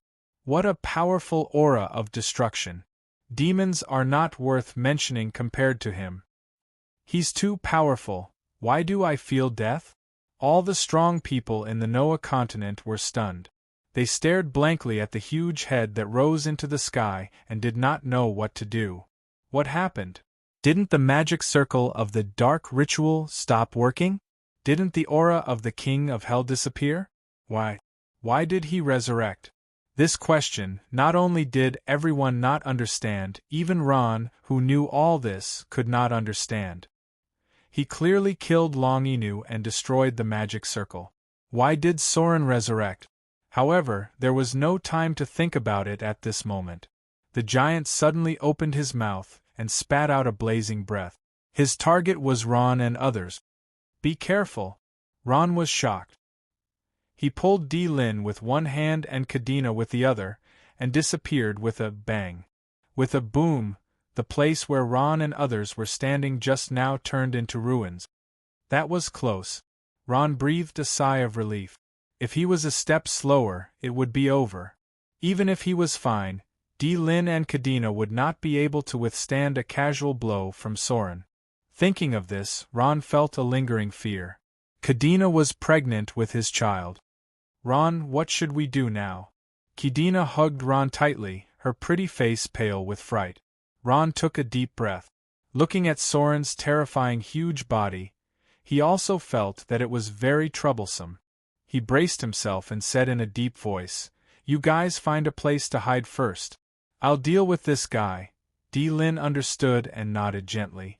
Kadena still wanted to say something, but Lynn pulled her away. Roar!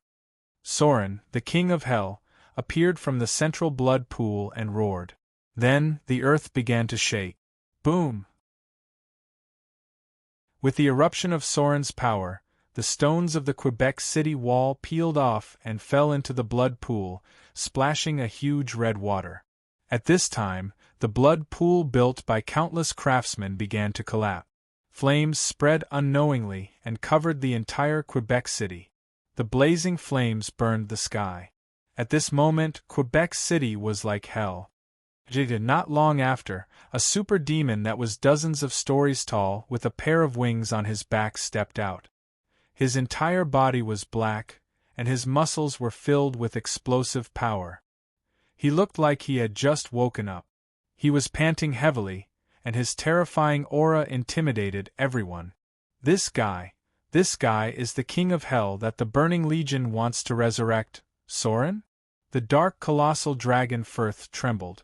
At this moment, in the face of such a powerful force, a sense of powerlessness suddenly surged in his heart. If it were not for the dignity of dragons, he would have knelt down with a plop. Even the powerhouses of the divine realm were like this, let alone the ordinary powerhouses of various races. They were already scared stiff, and some even wet their pants on the spot. Cold-blooded, ferocious, terrifying, and powerful. This was the portrayal of the life of Soren, the commander of the Burning Legion. At this moment, he was resurrected from the dead, and the horror and shock he brought was no less than 100,000 years ago. The Noah continent became the first sacrifice after his resurrection. Was there really no other way? At this time, everyone's eyes were focused on Ron. At this moment, Ron had become the last hope of the Noah continent. Although Ron comforted Kadena and the others like this, in fact, he was not confident in his heart. King Soren's strength was too terrifying. No matter what, I have to give it a try. Ron took a deep breath, and there was a trace of killing intent in his eyes. He gently stretched out his hand, and a small black silk thread jumped in his palm. That was a trace of the divine power of death, which was transformed from Sophia's soul. It was also the only trace of divine power that Ron had at present. At this moment, Ron could not care so much. He decided to use it. Spear of Death. With the disappearance of the divine power of death, Ron's soul power was running wildly. Patriarch, do you think Ron will win? Frigga stared at Ron in the sky, and there was a glimmer of hope in her eyes. I don't know. Their strength is too strong. I hope Ron can win. Firth's face was gloomy. If he loses, our Noah continent will be finished. Ron's mother, the dark wyvern Besle, had changed back to her human form. At this moment, she stood quietly and looked at Ron in the sky motionlessly. Her eyes showed infinite love. Ron, my beloved son, for the Noah continent you must win. Go, son, you will always be my pride. And Mother is honored because of you. Besle's hands were clasped together in front of her chest and prayed silently in her heart. At this time, Soren, the king of hell standing in the middle of Quebec City, also felt a trace of danger. He slowly raised his head and stared at Ron with cold and cruel blood-red eyes. Go! Ron shouted. He raised the spear of death high and threw it out with all his might. The powerful, divine power of death penetrated the void, full of cold and desolate breath, and the grim smile of the god of death seemed to appear in the sky. Don't underestimate this small spear of death.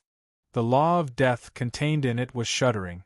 The divine power of death could penetrate through the skin, destroy Soren's body, meridians, flesh, and finally attack the soul.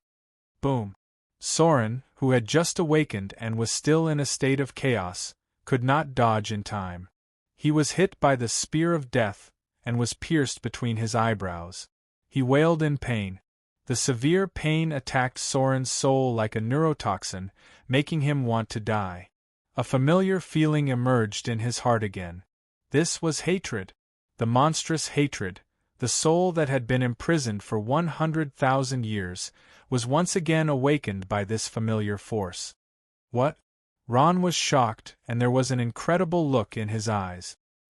He did not expect that the spear of death, which was cast with the powerful divine power of death, did not cause much damage to Soren. Soren roared, and the veins on his face bulged violently. Then, the powerful divine power of destruction burst out, and the black flames on his body burned the sky. At this moment, he was furious. Soren launched a counterattack.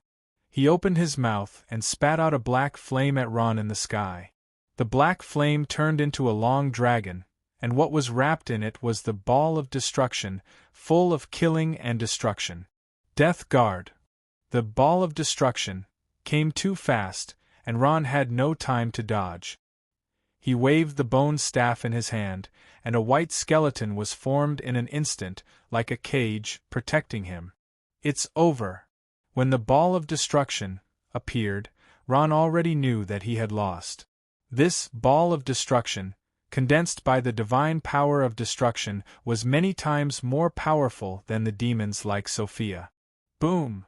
The ball of destruction blasted Ron.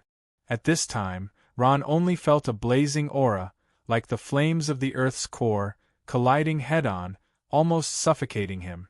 Crash! In just a moment, his death guard burst into pieces. Ron spat out a mouthful of blood, and with the black flames on his body, he fell like a kite with a broken string. Ron! Ron, young master! There was a burst of exclamations on the ground. No one thought that Ron would be defeated, and defeated so thoroughly. Ron's attack with the divine power of death did not have any effect at all. Ron was defeated? Frigga opened her eyes wide in astonishment, and an expression of disbelief was on her face. To her, Ron's strength was enough to make her look up to him, but such a powerhouse of the divine realm was defeated without any suspense. The gap between them is really too big. Lawfirth looked at the sky and murmured. At this time, a trace of sadness flashed in his eyes. Frigga noticed that Lawfirth's hand was trembling slightly. The Noah continent is finished. Lawfirth's face was ashen. Facing the Lord of Hell Sauron, who was much stronger than Ron, he could not raise a trace of fighting spirit in his heart.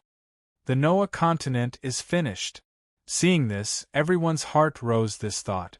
At this moment, their eyes were full of fear. At this time, Sauron, who had transformed into a giant, began to attack. He took a step forward, raised his foot high, and stomped down fiercely. Boom! Chapter 738. He, Mo. See, as if he was born to fight against the undead, Sauron began to attack the army of the Scourge Church. Every time his giant foot stepped down, more than a dozen Scourge Church soldiers would be burned to ashes. Help, run away! The fighting spirit of the Scourge Church soldiers finally collapsed. They wailed and ran around like headless flies, causing the whole formation to be in chaos. They were then trampled to death by Sauron. Great Elder! Great Elder! Please think of a way. At this moment, Vivian was worried to death. She kept shaking Homelin's arm, and her tone was full of pleading. Every student of the Scourge Church was a treasure that took countless efforts to cultivate.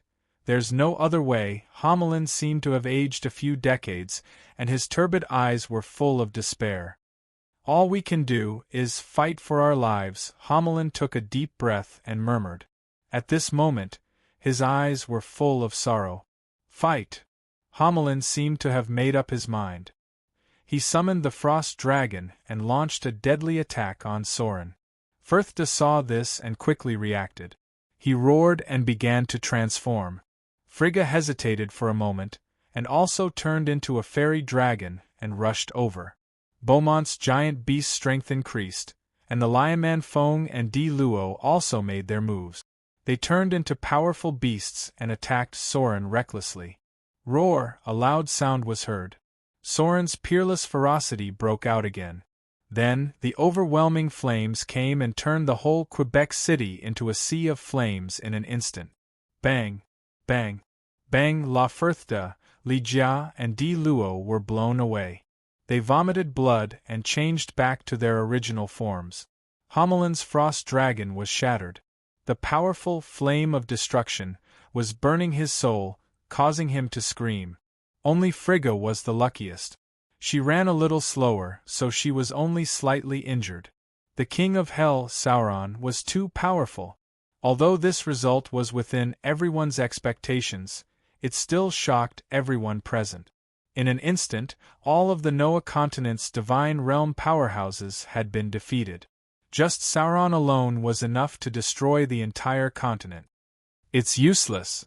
That fellow's strength isn't something an ordinary domain of the gods can compare to, Ron muttered to himself as he struggled to get up. At this moment, he felt something sweet in his throat and spat out another mouthful of blood. Ron, are you okay? Kadena asked softly as she helped Ron up. I'm fine. Looking at Kadena's concerned gaze, Ron's heart warmed. He then sighed. Unfortunately, the Noah continent is finished. If it's over, then so be it. Kadena gently leaned her head on Ron's shoulder, her beautiful blue hair casually hanging down. As long as I can be with you, even if I die. I don't care. She gently stroked her abdomen and murmured, It's a pity that my child still hasn't seen this world. Perhaps this is an irresistible fate. Ron sighed and hugged Kadena's slightly bloated body. Looking at Sauron's huge figure, a sense of despair and powerlessness surged through his body. Boom, boom, boom. Under the King of Hell Sauron's devastation, the ancient buildings in Quebec City collapsed one after another. This once 1,000-year-old ancient city quickly turned into ruins. All the powerhouses of the Noah continent, including the Godrealm powerhouses who had survived, found a place to hide. They stared at the tall figure with fearful eyes, not daring to move. Ga. When there was not a single building left standing in the whole of Quebec City, the furious Sauron finally stopped. He breathed heavily, and his blood-red eyes quietly looked at this strange world. The strong smell of blood with a strong murderous aura permeated the city that had become a ruin. What does he want to do? Being swept by Sauron's eyes, everyone couldn't help but shudder. They didn't know who would become the next victim of the angry King of Hell. At this time, King Sauron, who was panting heavily, finally calmed down. He looked at those people with disdain. That's right, it was disdain. In the big Noah continent, no one could enter his eyes. Even the most powerful divine undead Magus Ron was like an ant in his eyes. At this moment, Ron felt that his heart was stabbed fiercely. Although he already knew the strength of the other party, this kind of contemptuous gaze was extremely uncomfortable. Damn it! Ron gritted his teeth fiercely. His fists were clenched so tightly that his hands turned white. He lowered his head and tried not to let Sauron see the hatred in his heart at this time. Oh, Sauron smiled coldly, and then let out a long howl. Then, the earth shook, and even the sky seemed to be collapsing. Purring, bang! At this time, King Sauron's howl stopped and opened the huge wings on his back. The huge demonic wings covered the sky and blew a gust of wind. Then, with a flap of the wings, Sauron's huge body slowly rose and flew into the air. Soon, there was only a small black dot left. As soon as Sauron left, the murderous aura that covered the sky suddenly disappeared without a trace. The dark clouds in the sky dispersed, and a ray of sunlight passed through the clouds and sprinkled on the ravaged earth. All the powerhouses of the Noah continent breathed a sigh of relief after getting their lives back for no reason. Thinking of the terrifying scene just now, many of them still had lingering fears, especially when they were stared at by Sauron's blood-red eyes. It was as if their hearts had stopped beating. But at this time, everyone felt strange. Where on earth did the terrible King of Hell go? And he? Why did he let everyone go? Just as everyone was puzzled, Kadena, who was beside Ron, cried out in alarm. Kadena opened her mouth wide, with a look of panic in her eyes, and said, Ron, look. That's the direction of the Elven Forest. Elven Forest? After hearing Kadena's words, Ron gave a fierce shudder. He patted his head. Wasn't the direction Sauron flew to the Elven Forest? But why did he go to the Elven Forest? The Elven army had already poured out, and there were not many people in the Elven Forest now. This was also good. Even if Sauron rushed over now, it would not cause too many casualties. Ron comforted himself like this, and his heart slowly calmed down. At this time, he saw the High Priest of the Elves, Undine, coming over with a serious look. High Priest, I think, don't worry too much. As long as the elves are fine, it's fine. At this time, Ron's tense face squeezed out a smile, and he gently bowed. Sorry, High Priest, I don't have the ability to stop all this. No, Ron, I'm not blaming you. I know. You've done your best. Undine took a deep breath, smiled bitterly, and then returned to a serious look. She glanced at Ron and said, But I want to go back to the Elven Forest to take a look. What? You want to go back to the Elven Forest? When Ron heard this, he became nervous and said hurriedly, High Priest, don't you know that Sauron is rushing to the Elven Forest? If you rush over now, it'll be very dangerous. I know. Undine sighed and slowly raised her head. Her green eyes quietly looked at the distant sky. But the Elven Forest. I'm worried. But your injury, Ron said hesitantly.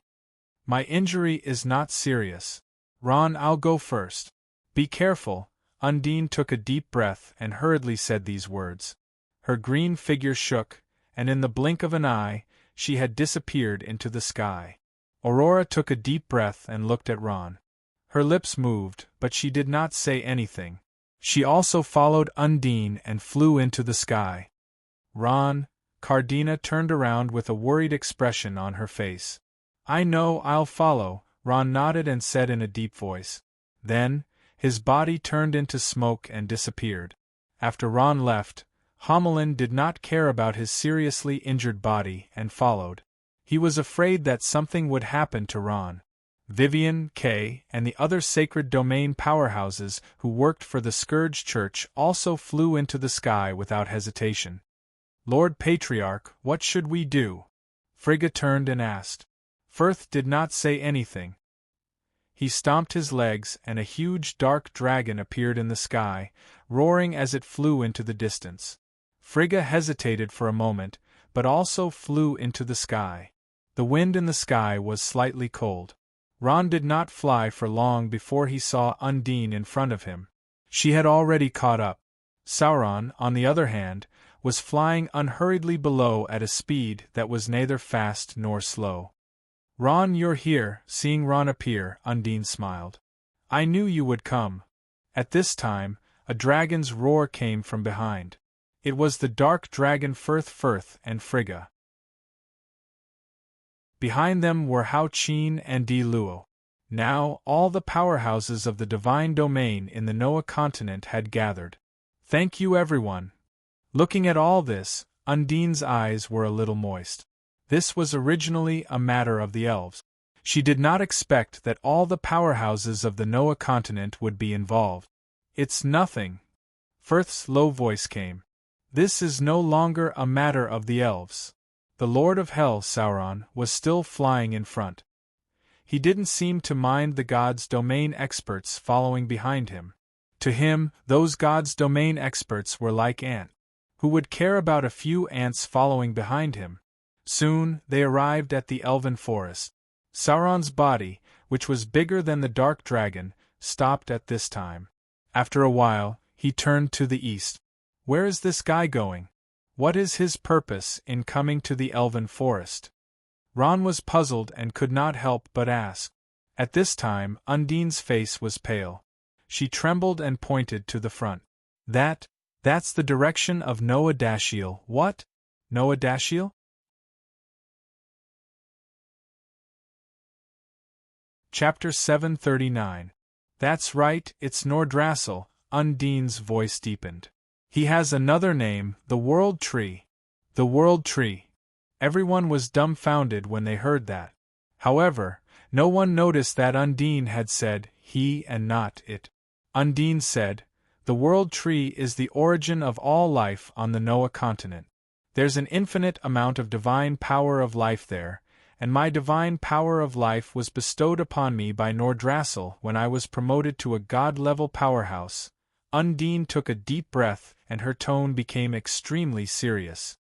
If the World Tree, Nordrassil, is finished, then the entire Noah continent will also. Her face darkened as she shook her head and did not continue. If Nordrassil is finished, then what will happen to the Noah continent?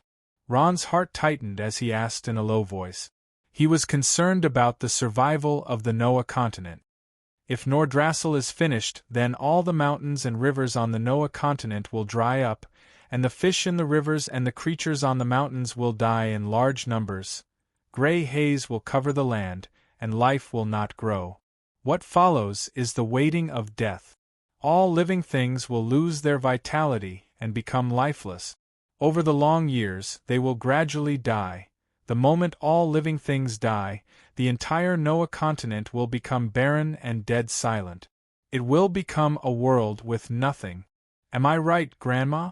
Aurora had come to the side of the crowd and interrupted. Her voice was pleasant to the ears, and she spoke tirelessly. Some of the god-level powerhouses were entranced by her words. Undine nodded, tacitly agreeing with Aurora's words. Dead silent world? Hearing this, Ron sucked in a breath of cold air. He remembered that he had not fully comprehended the death space. Could it be that this was the world after losing the source of life? This world tree, Nordrassil, was the origin of life on the Noah continent? All the powerhouses were silent, shocked by the words of Undine and Aurora. Frigga blinked and could not help but take a few more glances at the night elf woman who was already Ron's wife. She lowered her head, not knowing what she was thinking. Aurora turned around and looked at Ron with her green eyes. She gently leaned over and held one of Ron's hands. Ron, I suspect. The King of Hell Sauron's true goal is the huge life force contained in the World Tree, Nordrassil. Ron, I beg you. For the sake of the elves. For the sake of the huge creatures on the Noah continent, you must stop him. Stop him? How could it be so easy? With Sauron Saurus's words, you is Sauron. Sauron Sorkit. When Ron heard this, he couldn't help but smile bitterly in his heart. However, looking at Aurora's serious expression, he still nodded firmly. No matter what, I will do my best. Roar! At this moment, an earth-shattering roar sounded out from nearby, giving everyone a fright. Subsequently, two powerful god domain auras abruptly spread out, causing everyone's expressions to shake. It's the chimera that guards the elven forest and the mountain giant, Aurora cried out involuntarily. Sauron has alarmed these two fellows. Everyone looked into the distance, only to see two gigantic figures appear in front of Solon. One had two heads, and its body was covered in patterns. It was a strange beast from the realm of the gods, flying in the air. The other was a giant whose entire body seemed to be made of stone. It was as tall as a 10-story building. The mountain giant and the chimera, the two divine guardians of the elves, finally stood out when Sauron was about to attack the World Tree. Powerhouses of other races, leave the elven forest. This is not a place for you to behave atrociously. The mountain giant, Montan, spoke. His voice was powerful and mellow. It was as vast as a mountain, and also like the sound of two huge rocks rubbing against each other. At this moment, he stretched out his hand and raised a huge tree high up, supporting it on his shoulder like a stick. He was ready for battle. Gah! The chimera also let out a long hiss in response. It was the divine guardian of the elven forest, so it stood out at this moment. Scram! At this moment, the huge king of hell, Sauron, became impatient. He roared and stretched out his right hand. Powerful black flames rolled back, forming a huge black ball of light. It blasted toward the chimera, the mountain giant, and the chimera. Powerful destructive divine power exploded from Sauron's body. For a moment, the temperature of the space rose to the highest point like boiling water. The trees in the elven forest also seemed to be roasted by the high temperature, and the leaves curled up from the heat. The two-headed chimera opened its mouth. One of its mouths spat out powerful lightning, while the other spat out a large amount of acid. The mountain giant also took a step forward, swinging the huge tree branch in his hand and swinging it over. It was going to be hit by this heavy stick. Its power was comparable to any powerful divine skill. Rumble! The fierce battle shook the earth, and half the sky was dyed red. No, it's useless, the difference in their strength is too great. Ron clenched his fists tightly, the rims of his eyes reddened. Both the Chimera and the Mountain Giant were low-level God Realm Masters. The gap between them and a mid-level God Realm Master like him was too great, not to mention fighting against Sauron. Sauron, the King of Hell, only used a few moves to send the two guardians of the elven forest flying. Die! The stubborn resistance of the two elven guardians finally angered Sauron. Powerful destructive divine power exploded from his body. In an instant, the crisp green elven forest turned into a blazing hell. Gah! The two-headed chimera let out a miserable hiss. Sauron lifted it up by its tail and swung it violently. Boom! It fell heavily into the water, splashing up huge waves dozens of feet high. Petrifying skin. Facing the powerful King of Hell, the Mountain Giant, who had the strength of a god's domain, did not dare to be careless. He cast a powerful defensive skill on himself, and the stone skin on his body was covered with a layer of green, looking tougher. I'll fight it out with you. The scarred Mountain Giant finally became angry. He raised the tree in his hand and slammed it at Sauron. Bang! Sauron sneered and teleported away. The Mountain Giant's attack missed its target. Be careful, he's behind you. Ron, who had been staring at the battlefield, could not help but shout. He wanted to remind the confused Mountain Giant. Unfortunately, Ron's reminder came too late. Sauron's huge palm was like a sharp knife, piercing straight into the Mountain Giant's heart. Then, destructive divine power erupted. Boom! There was a flash of fire, followed by an earth-shaking explosion. Countless stones scattered like meteors across the sky. In just a moment, the Mountain Giant's hard body was blown to pieces. Defeated. The two elven guardians could not withstand a single blow from King Sauron. They could not even hold on for a minute. All this made all the powerhouses of the divine realm stunned. The fighting spirit that had been ignited was once again shattered under the divine power of the King of Hell. Gah! Sauron let out a long sigh. The hot breath he exhaled turned into a large amount of smoke. At this time, he turned his head slightly and looked at the world tree that was as tall as a mountain. There was a strange brilliance in his bloodthirsty eyes. Roar! Sauron's huge body was like a hungry wolf that saw raw meat. He pounced on the world tree, Nordrassil. His huge, sharp claws fell on the trunk of the world tree, and flames with a little destructive breath burned fiercely. We'll fight it out. Undine gritted her teeth. The world tree was tortured by Sauron. Her heart was bleeding, and a will to die was released. Kill. Without exception, everyone was determined to die. Under the leadership of Ron and the other powerhouses of the Divine Realm, they launched the final attack on Sauron. Spear of Death. Divine Forbidden Spell. Destructive Thunder. Blazing Arrow. Dark Dragon Breath. Falling Stars. Countless magic and skills fell on Sauron like raindrop. The tragic powerhouses of Noah gathered their last strength and played a song of despair. At this time, Sauron's body shone brightly. The powerful divine power of destruction poured out in an instant, spreading in an arc. The earth was burning red like the flames from hell, revealing bursts of fire. Boom! Boom! Boom! All the powerhouses of the divine realm were knocked down by this terrifying power. The powerful demonic beasts could not maintain their huge bodies. They turned into their human forms and fell. Ron struggled to get up from the blazing ground. He wiped the blood from the corner of his mouth, and there was a look of unwillingness in his eyes. Powerful, too powerful. The power of King Sauron was unparalleled. Roar! At this time, Sauron hugged the world tree tightly, and the powerful divine power of destruction broke out again. The whole earth began to shake, and the light of the world tree became extremely dim. Countless leaves fell down like a creature full of fear. Everyone could feel the tremor of the world tree. He's asking me for help. At this moment, Ron took a deep breath and finally understood what Undine was talking about. His heart was full of shock. The world tree, Nordrassel, was actually a creature full of wisdom. At this moment, Ron even received a signal from the world tree. Although it was in the ancient elven language, Ron quickly understood the meaning of But what can I do? I'm not Sauron's opponent at all.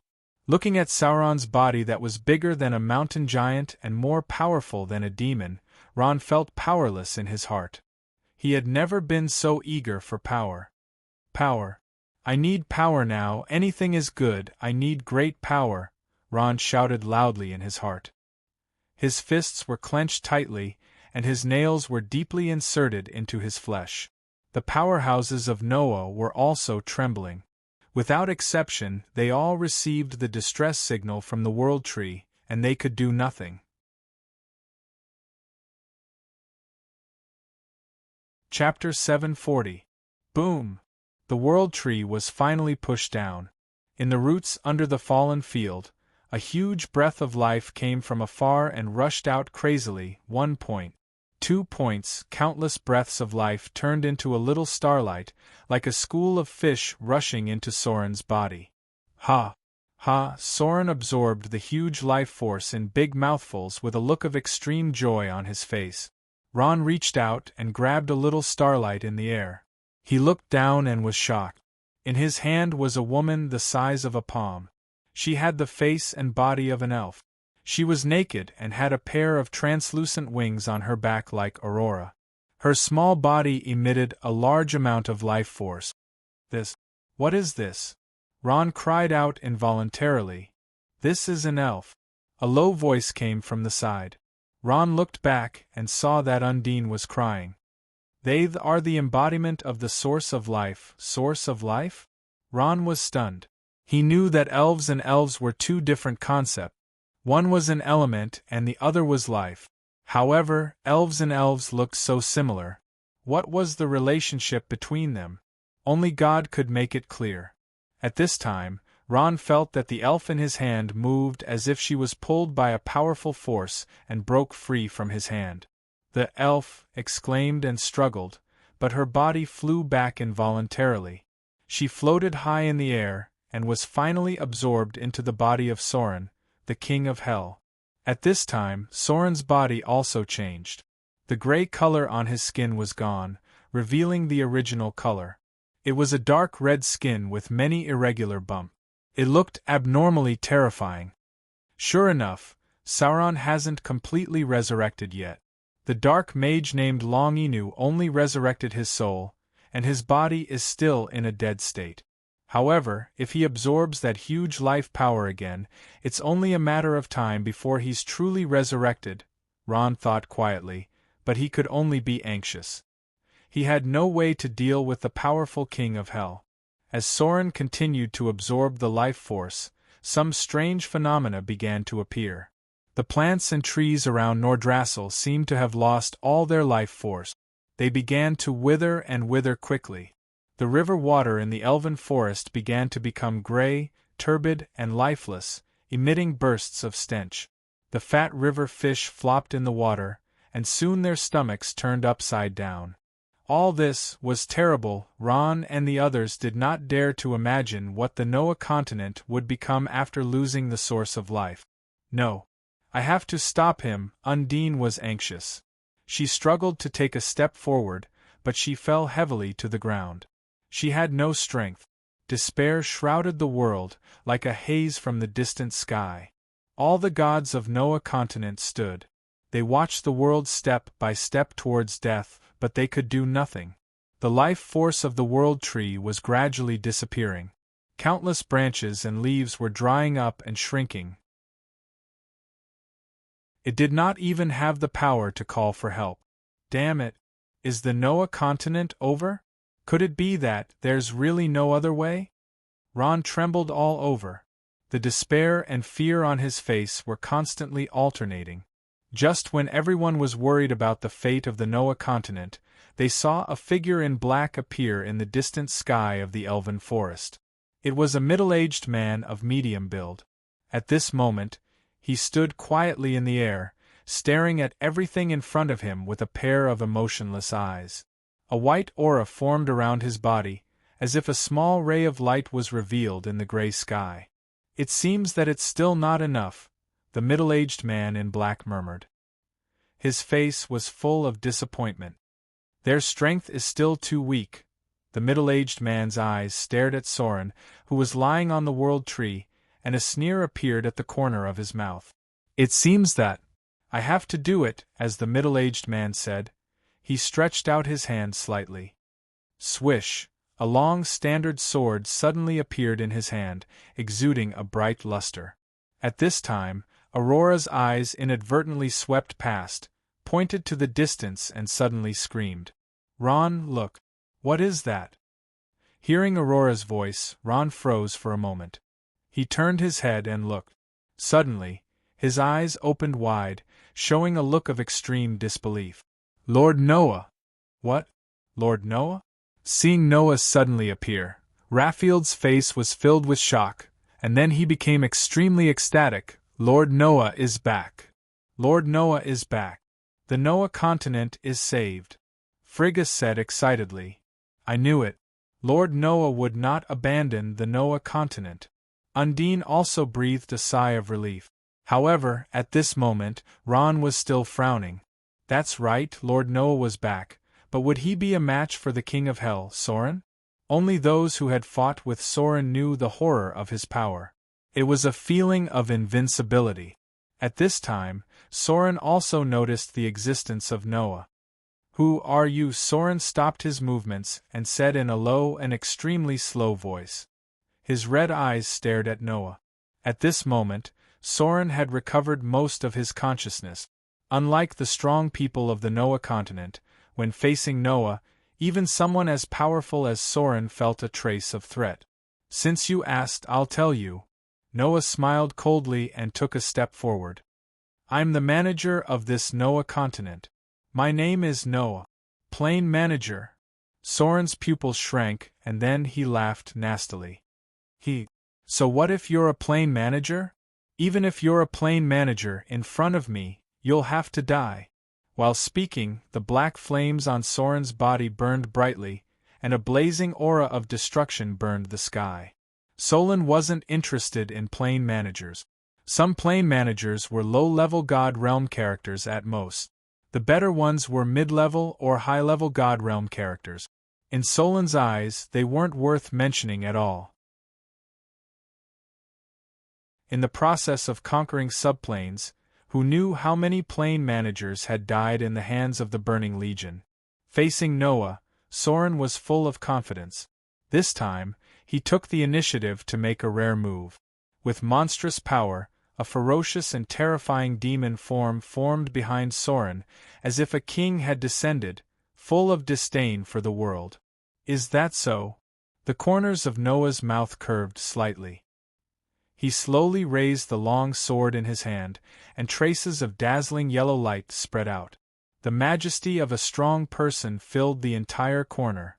"Sword of heaven and earth!" Noah shouted. He raised the long sword in both hands high, and with the powerful might of heaven and earth, he pressed it down on Soren. Boom! A huge golden sword appeared from the horizon, and the sharp sword aura surged in all directions.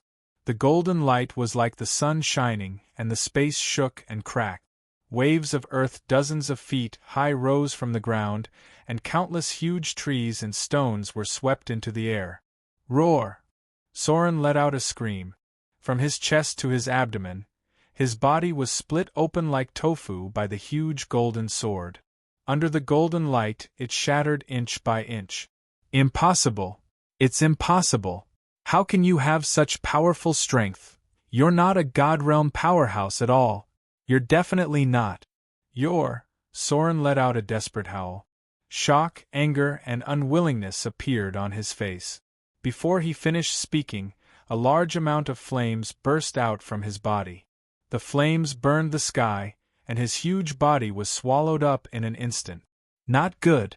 Dodge quickly. Everyone dodged, lest they be accidentally swept in. Boom, boom, Boom! Under the illumination of the golden light, Soren's body began to disintegrate, turning into black smoke and disappearing between heaven and earth. The golden sword not only destroyed Soren's body, but also his soul. Soren was dead. Unlike before when his physical body and soul were sealed, he could no longer be resurrected. After Soren died, countless sources of life gushed out from his body, like starlight floating in the sky. Little by little, they fell and gradually disappeared from the earth. If you had recovered to your peak, you might have been able to fight against me, but it's a pity. The 100,000 years have already hollowed out your body, and in the battle with the Lich King, you lost your soul. Therefore, you are destined to not be my opponent today. Noah put away his sword and muttered to himself. Soren died just like that. The experts of Noah continent were dumbfounded. No one would have thought that the powerful Soren would not be able to withstand a single move from Noah. Was this Lord Noah's true strength?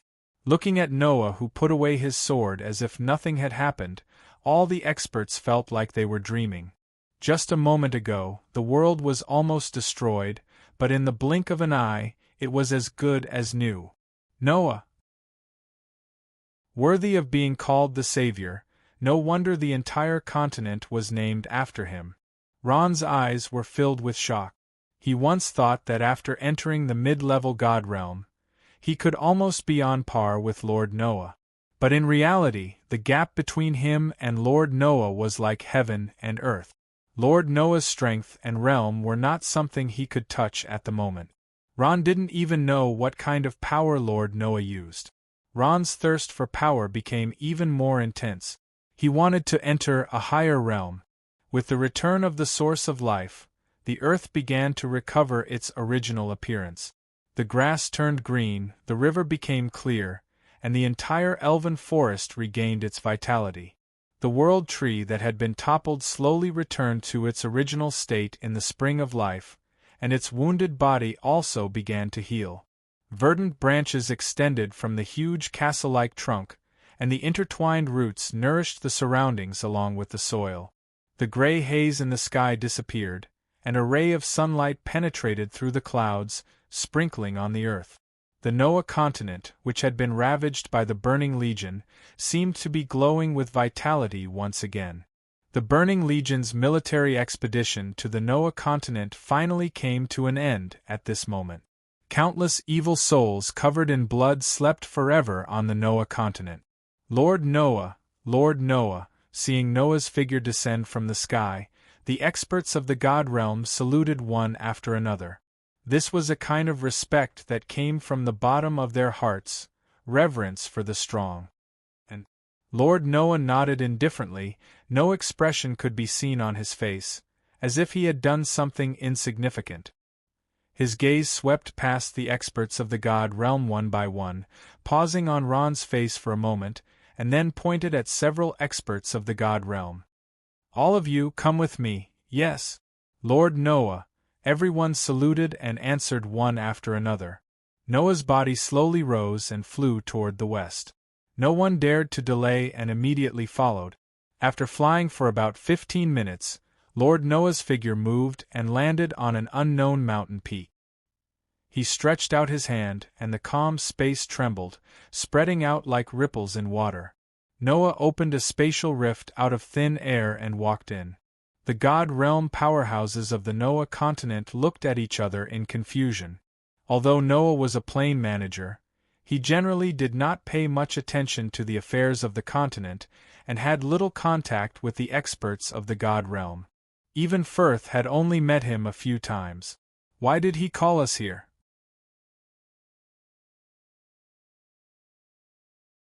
Chapter 741. The experts followed Noah into the spatial rift and arrived at a strange space. This space was familiar to them. It was the headquarters of the Mercenary Union and also the place where they could exchange black crystal coins. This was Noah's home. In a small courtyard, Noah waved his hand and stopped the crowd. Wait outside for a moment. Ron, come in with me. Unexpectedly, Noah didn't intend to chat with the crowd. Instead, he directly called for Ron. Ron was a little surprised. He and Noah looked at each other and nodded. Under the envious gazes of the experts, they followed Noah up the stairs of the courtyard. Frigga watched Noah and Ron's figures disappear at the end of the corridor before she slowly turned her head and glanced at Firth. Lord Patriarch, what do you think Lord Noah's strength is? Why can't I feel a trace of the aura of an expert from Lord Noah's body? I'm not sure about Lord Noah's strength. Laffield stood there with his hands behind his back and sighed slightly. What I'm sure of is that his strength is definitely much greater than ours, reaching a level that we can't imagine. The reason why you can't feel how powerful Lord Noah is because he has already cultivated to the realm of returning to one's original state, returning to one's natural state? Frigga blinked her eyes, somewhat puzzled. Yes, returning to one's natural state. Firth nodded. When one's strength reaches Lord Noah's level, they are no longer like us, who rely on releasing powerful pressure to intimidate others. A true expert only needs a glance, a movement, or even a thought to destroy the opponent's mind. On the surface, he looks just like an ordinary person. Yes. Hao Qin on the side also nodded and sighed. I have known Lord Noah for a long time. Before, I mistakenly thought that the gap between me and Lord Noah was only a little bit. Only today did I know that the gap between me and Lord Noah is so big. Hao Qin shook his head, his face full of helplessness. When he was young, he had once challenged Noah. However, at that time, Noah only used one move to defeat him. At that time, Hao Qin was not convinced. He used Noah as his goal and crazily cultivated, hoping that one day he could defeat Noah. Only today did he know how ridiculous this idea was. Noah's strength was far beyond their imagination. Lord Noah only used one move to kill Lord Noah, who made everyone helpless. Each of these powerful magic beasts stood at the pinnacle of Noah mainland. They once thought that God Realm was the most powerful force in this world. However, the appearance of the Burning Legion shattered their understanding of the world's power.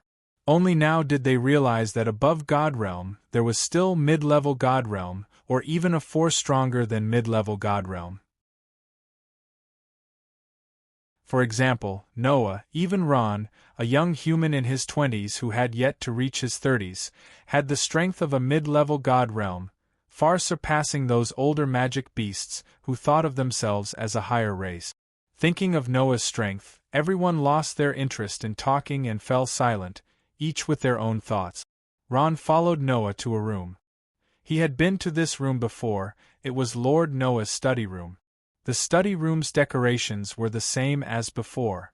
In the middle of the room was a large antique desk with beautiful curved patterns engraved on the edges. Sit. Noah smiled, pointing at the spacious chair in front of the desk, extending his hand and inviting Huang Xiaolong to sit. There's no one else here, feel free to sit. Ron nodded and found a seat to sit down, carefully sizing up Noah. Perhaps it was because of that earth-shattering sword strike, but compared to the last time, Ron felt that Noah was less approachable and more domineering. Noah also sat down behind the desk, sizing up Ron from head to toe. He smiled and said with a pleasant expression, Ron, I believe you must have a lot of questions in your heart, right? Yes. Then, what do you want to know? Noah smiled, taking the initiative to ask. Ron took a deep breath, his pitch-black eyes staring into Noah's eyes. What I want to know is, Lord Noah, have you always been in the Noah continent and never left? Ron's unceremonious question caused the atmosphere in the room to become tense. Traces of gunpowder filled the air. Noah didn't expect Ron's first question to be this. He frowned and stared at Ron. Ron also calmly looked back at Noah without any fear in his eyes. Hee, Noah smiled and scratched his head. To be honest, I didn't expect your first question to be this. That's right. From the moment the Burning Legion descended on the Noah continent, I have always been here. Noah smiled and readily admitted. Why? Hearing this, Ron's eyes faintly revealed anger. He clenched his fists so tightly that the veins on his hands were exposed. He gritted his teeth and said word by word. Lord Noah, since you are so powerful, why didn't you do anything when the creatures of the Noah continent were being massacred? Why didn't you do anything when the strength lords died? Why didn't you do anything when we were all beaten up by Sophia? Why? Ron had reason to be angry. Ever since the Burning Legion descended on the Noah continent, they brought a devastating disaster to the Noah continent. Countless creatures were slaughtered by the Burning Legion like pigs and dogs.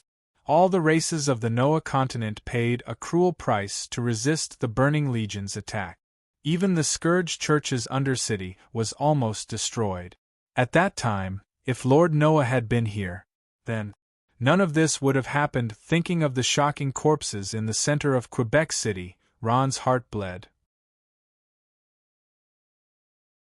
Among those corpses there were captive humans, beastmen, elves, and magic beasts. Those were all living creatures. Why? Noah asked and smiled. He glanced at Ron and asked in return, "Why should I do anything? Why should I do anything?" Ron was stunned by Noah's question. He never thought that he would get such an answer. "I am the plane manager of the Noah continent, not the plane guardian. The life and death of the Noah continent has nothing to do with me," Noah answered with a smile, his expression cold. "That's right, why would Lord Noah do anything? Perhaps in the eyes of a powerhouse like Lord Noah, the lives of ordinary creatures aren't worth mentioning." After thinking this through, Ron took a deep breath and forced himself to calm down. Although he felt that Noah's words were reasonable, he still couldn't forgive Noah in his heart. Thinking of the corpses in Quebec City, Ron's heart ached. Noah smiled. "Ron, I know what you're thinking. Although the Noah continent is named after me, the responsibility of protecting the Noah continent can only be left to you. Unfortunately, I'm very disappointed in your performance." Noah sighed as he leaned back on the sofa. "Many of you lost the courage to resist when the Burning Legion arrived." Ron was silent. He knew that Lord Noah was speaking the truth. Not to mention others, even he himself had been disheartened. The atmosphere in the room eased, and Noah said to Ron, "Ron, although you're the strongest among all the powerhouses in the divine realm, in the eyes of the powerhouses in the main plane, you're still pitifully weak. With your strength, how can you bear the heavy responsibility of protecting this continent?" "Yes, I know," Ron could only admit honestly. "Compared to you, my lord, I still have a long way to go. The difference between you and me isn't in strength, but in realms. However, realms rely on comprehension, and can only be found by chance. But for now, the most urgent thing for you to improve is your strength." Noah paused at this point and smiled, revealing Ron's thought. "Ron, do you want to improve your strength as soon as possible?" "Improve my strength?" When Ron heard this, he was stunned. Ever since he saw the great strength of Sauron and Noah, Ron had always desired power. "Lord Noah, do you have a way for me to improve my strength as soon as possible?" Ron was surprised and delighted. "That's right." Noah nodded and said with a smile, "The best way to improve your strength is to fight. You can even comprehend the laws in battle and improve your realm. So, I plan to let you go to other planes to train and improve your strength as soon as possible." Noah smiled and finally spoke his mind. "Lord Noah, you plan to arrange for us to train in other planes?" When Ron heard this, he immediately understood. He tried his best to speak in a calm tone, but his voice was trembling. Ron remembered that when he was still a powerhouse of the sacred domain, Dean Prats had taken him to the Snow Orchid continent for a mission. That mission had been approved by Lord Noah. It was that black crystal coin mission that not only had Ron earned a lot of money, but it had also broadened his horizons. Most importantly, he had obtained the inheritance of the Lich King in the death ruins of the Snow Orchid continent, raising his strength from the sacred domain to the divine realm. If the Burning Legion hadn't descended, Ron wouldn't have thought of increasing his strength at all. However, looking back now, the pool in the Noah continent was too small. He needed to go to a larger space. Ron thought for a moment. One last question. Lord Noah, what is your true strength? Could it be that you are the legendary god?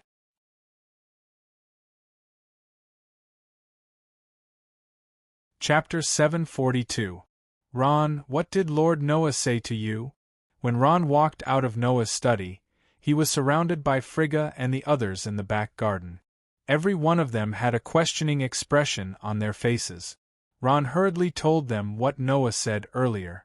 What, you said Lord Noah opened up a new mission? Undine was astonished when she heard this.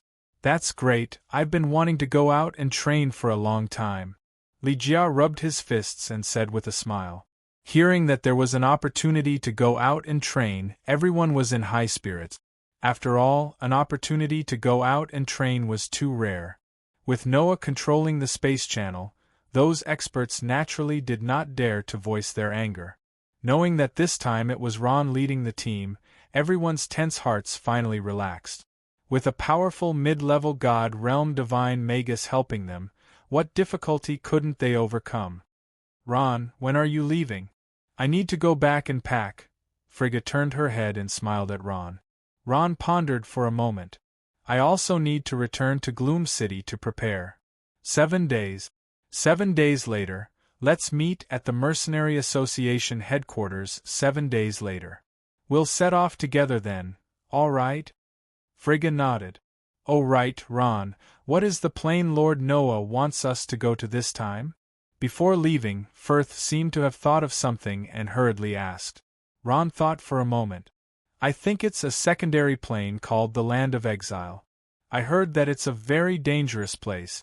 There are countless powerful mutated beasts there, as well as many teams from other planes. I understand. Firth nodded. He already understood the meaning behind Ron's words. In a dangerous and foreign plane, the most frightening thing was not the seemingly powerful mutated beasts, but the adventurers from other planes.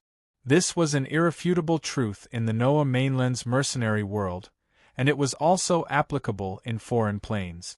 In a small room on the second floor, Noah stood quietly in front of the window, watching the God Realm Masters leave one after another.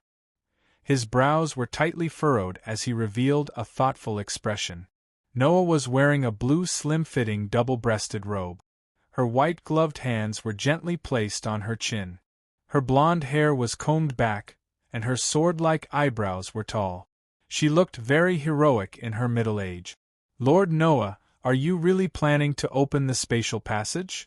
Behind Noah, an old woman had appeared out of nowhere. She was Noah's servant, Mary.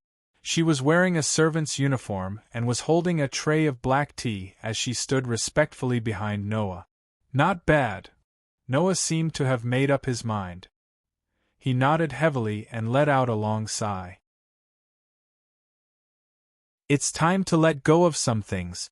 Not only the powerhouses of the God realm, but even the powerhouses of the sacred domain and ordinary powerhouses have the right to go to other planes to gain experience, but this way, wouldn't the Noah continent fall into endless chaos? Lord Noah, don't forget, when that time comes, the powerhouses of various planes and ambitious people will open spatial passages to come here. Even the main plane. I'm afraid the entire Noah continent will become a battlefield. Noah was still frowning, not saying anything. Lord Noah, have you forgotten how your homeland was destroyed? Do you want this history to repeat itself on the Noah continent? Mary became agitated. She raised her voice, and the tea on the tray started to sway. Sigh. After a long silence, Noah suddenly let out a long sigh. He turned around and stared at Mary with his deep blue eyes. I haven't forgotten. Of course, I won't forget. My dream is to build a world where there is only peace and no killing, where all external invasions are cut off. A world like a paradise. For the past 100,000 years I've been doing this. In order to not attract the attention of the powerhouses of the main plane and other planes, I even closed the spatial passage and did my best to prohibit the powerhouses of the Noah continent from going out to gain experience, except for the already destroyed Omros. Noah's expression became agitated. For the past 100,000 years, In order to protect the Noah continent and this peaceful world, I've prevented countless powerhouses from spying on the Noah continent. In the spatial rifts, I've fought with powerful powerhouses from other planes, killing them and forcing them to flee. Some of them were even stronger than Sauron. At this point, Noah took a deep breath and lowered his voice. But is this really good? Or is it good for the powerhouses of the Noah continent? Many of them have been stagnant since they set foot in the early stages of the divine realm. They don't have the opportunity to gain experience, and there's no room for improvement. A main battle legion from the main plane of hell can casually send out a team and turn the entire Noah continent upside down. Noah closed his eyes tightly. I admit that this is a test I gave them, to see how they would perform when the crisis of the other plane arrives. But I was wrong. They have no ability to stop all this. Noah's eyes were tightly shut. Yes, in the countless worlds of other planes, conquering and being conquered was an eternal theme. Some of the larger secondary planes had even become targets of the main plane and were caught in the flames of war. Some of the natives had even been killed off by the conquerors, and some had even been reduced to vassals of the main plane's army. If not for Noah's constant protection, the Noah continent would have been able to avoid such a tragic fate. Just the Burning Legion's expeditionary force alone was enough to almost destroy the Noah continent. Noah opened his eyes and let out a long sigh. Only now do I understand. Although protected children can grow up safely, without experiencing wind and rain, they will never grow. They will forever be stuck at the early stages of the God realm. All of this is not what I want, Mary thought for a moment. Lord Noah, then why did Ron's strength reach midstage God realm? Could it be he had some fortuitous encounter? Fortuitous encounter? I don't know. Him stepping into midstage God realm can only be said to be an accident. Noah thought for a moment, then shook his head. Although Ron's strength is the strongest on the Noah continent, in other planes, a midstage God realm master is nothing. In other words, that mission to the Snow Orchid continent was deliberately arranged by Lord. Mary thought for a moment before realization dawned on her. It was for Ron that you specially opened the space channel to let them go to the Snow Orchid continent? Correct, this is also to promote their growth. The divine necromancer Ron is one of the people I pay the most attention to. Noah paused, a wry smile on his face. Perhaps one day, I will hand over the entire Noah continent to him. What? You mean to let Ron become the plane manager of the Noah continent? Mary was shocked. Her grip loosened, and the tray in her hand fell to the ground along with the cup, shattering into pieces with a loud crash. The Noah continent that was ravaged by the Burning Legion was a scene of devastation. The Scourge Church's Gloom City was no exception. Traces of war were left everywhere. Countless workers were repairing the broken city walls. Although they had been cleaning for many days, there was still a faint smell of blood in the air. In the Gloom City's teleportation point, a large group of people were sending Ron off. Among them were Homelin, Gus, Vivian, and a large number of important people from the Scourge Church. His 4 wives were also present. Ron, you must come back soon. Ron, you must be careful in a foreign plane. Ron, if you encounter danger, you must run away quickly.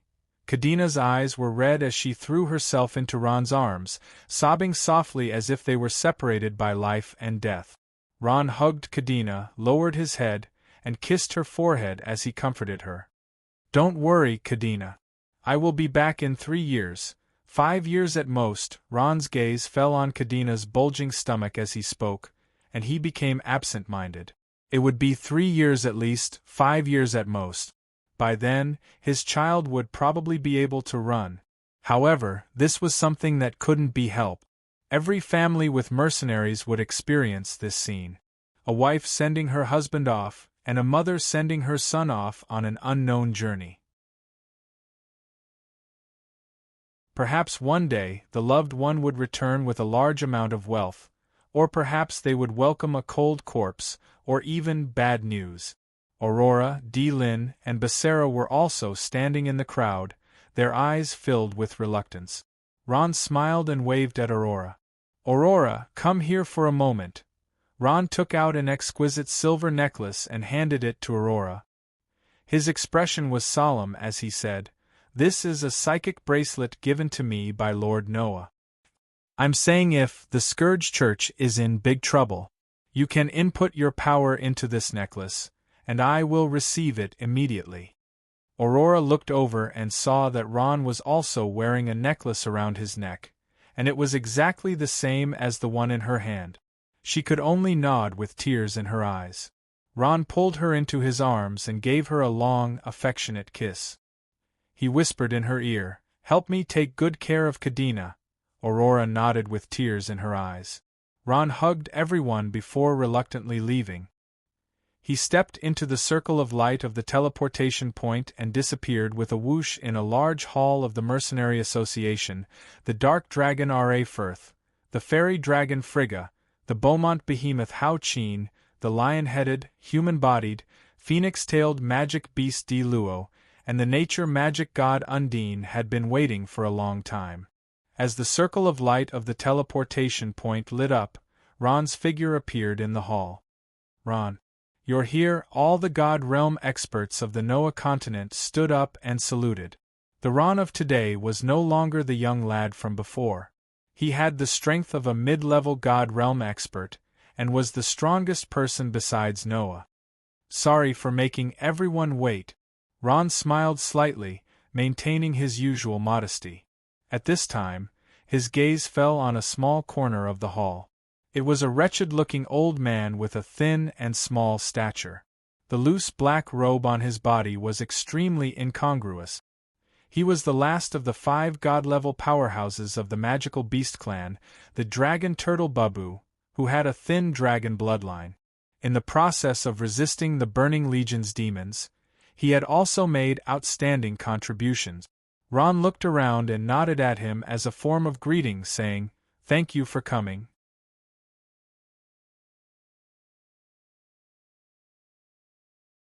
Chapter 743. As soon as they walked out of the circle of light, they were shocked to see that the teleportation point was already crowded with people of all shapes and sizes. At a glance, there were at least several tens of thousands of people. This is the exiled land? Ron looked at the scene in front of him in disbelief, his mouth wide open in shock. Didn't Lord Noah say that this is a barren land, a place where criminals are exiled from the mortal plane, and that it's the best place for training? There aren't many people here at the end of the year, but why are there so many people now? Frigga rubbed her eyes and turned to Ron. "Ron, could Lord Noah have made a mistake?" "I don't think so," Ron scratched his head. "These coordinates are correct. But why is this different from what I imagined?" Luo, who had a lion's head, a human's body, and a phoenix's tail, asked in confusion. At this moment, he had transformed into a tall, valiant-looking middle-aged man with a small mustache. "Move. Don't block the way." As he spoke, a rough voice came from behind him. Luo felt his body being ruthlessly bumped into by someone. He staggered and almost fell to the ground. Luo turned around and saw that the one who bumped into him was an orc who was even taller than him. Black fur covered his entire body. His chest and vitals were covered in sturdy armor. Several sharp spikes protruded from his shoulders, and his 2 large arms were as thick as water buckets.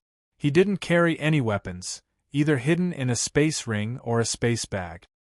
His 2 large fangs protruded from his mouth, and his face was fierce.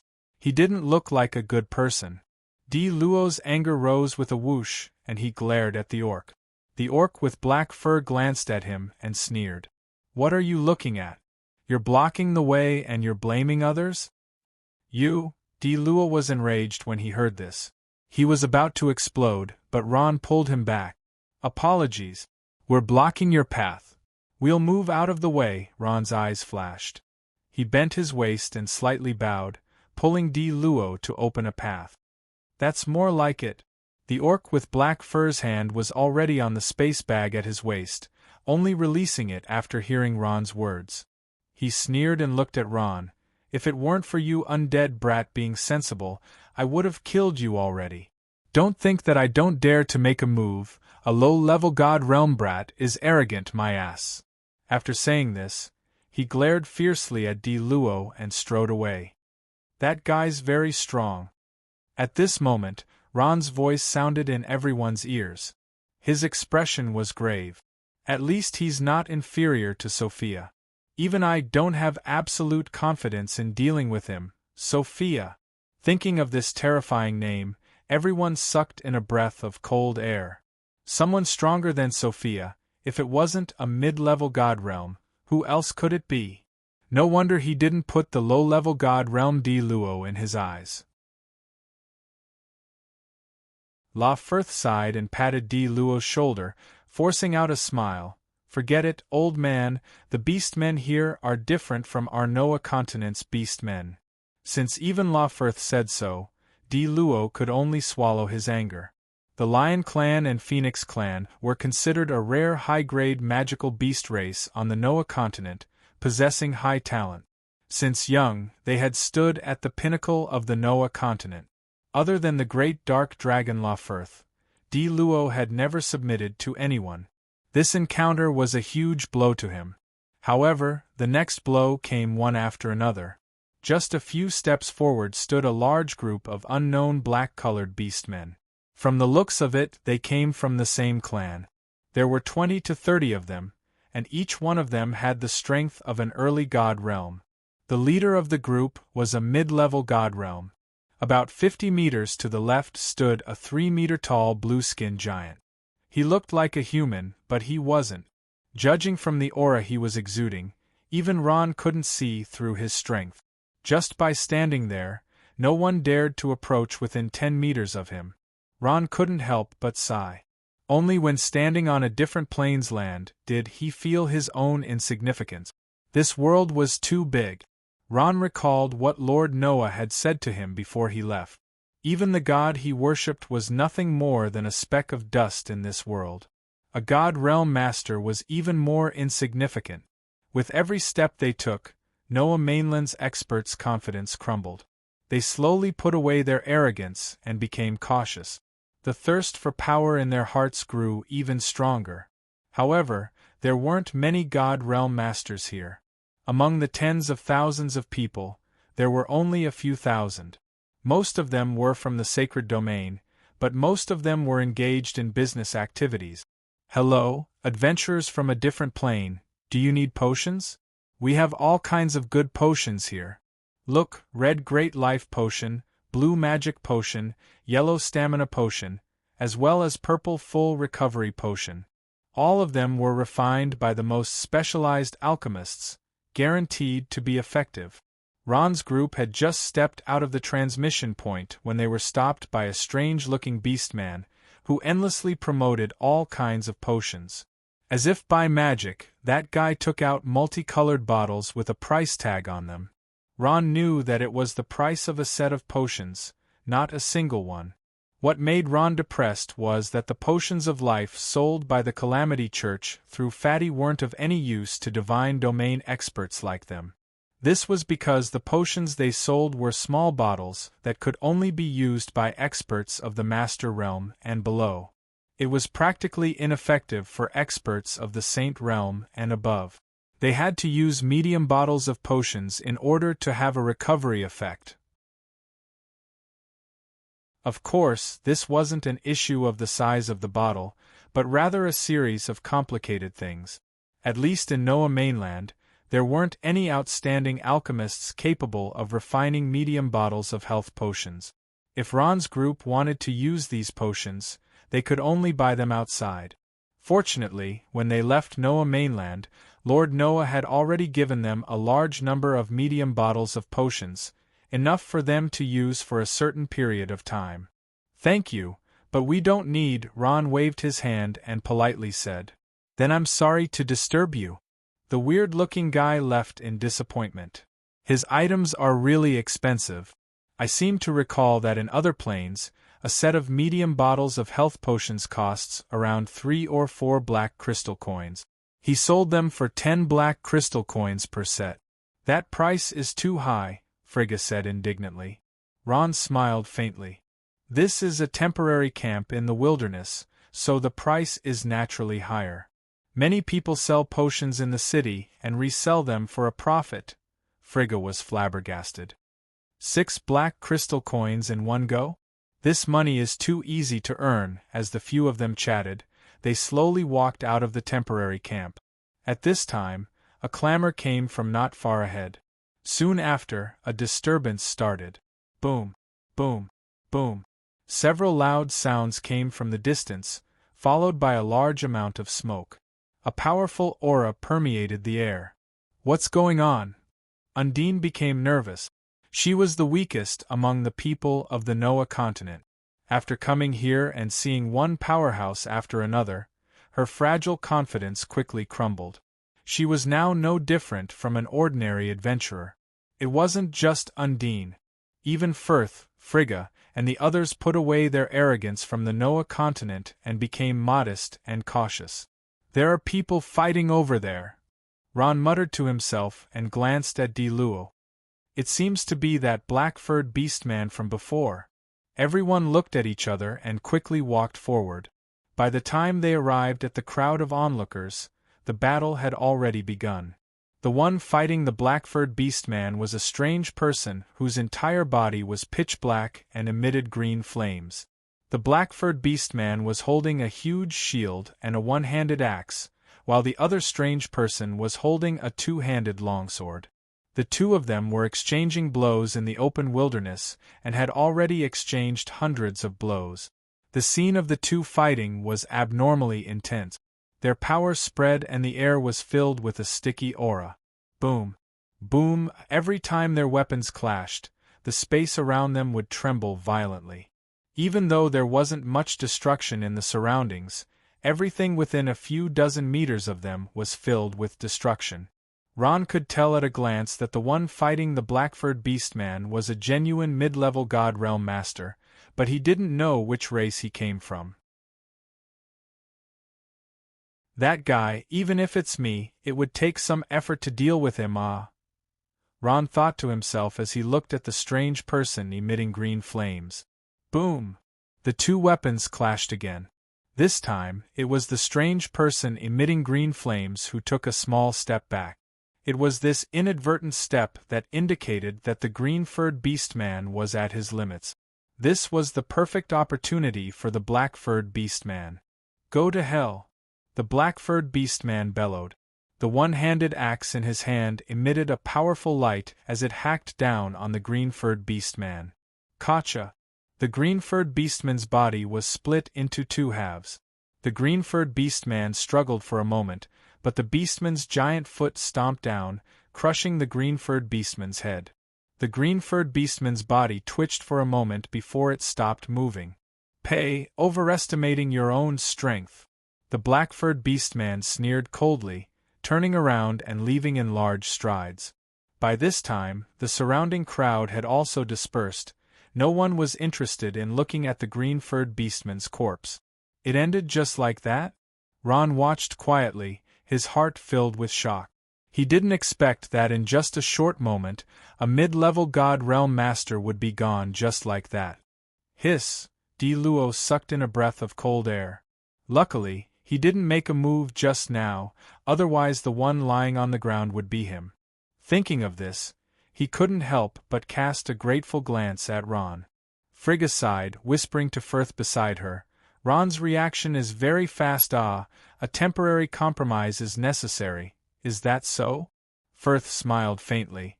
That's because you didn't notice Ron's movements when he was talking just now. His right hand was behind his back, lightly pressing on the spatial pouch at his waist. I'm afraid the slightest mistake and he'll make a move. Frigga was stunned.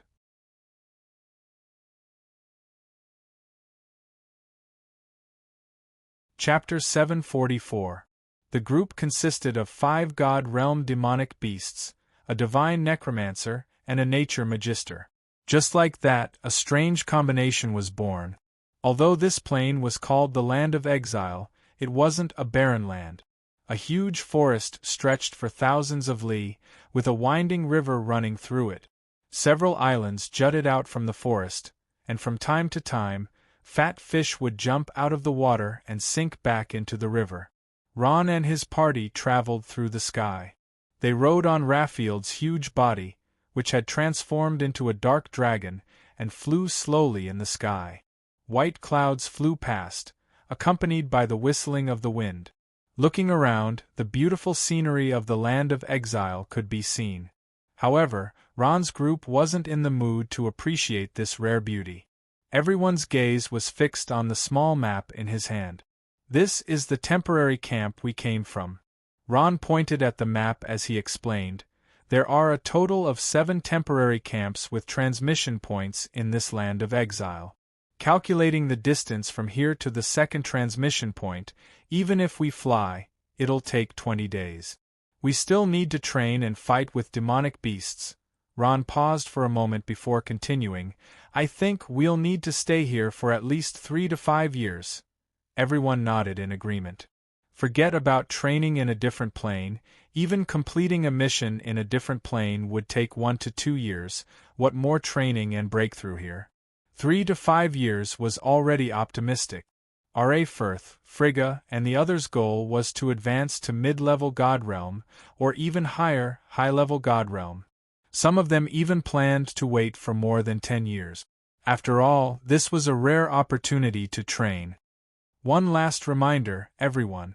The exiled land is different from ordinary secondary planes. This is a higher-level primary plane. Everyone should be careful," Ron said as he put away the map. "Be careful."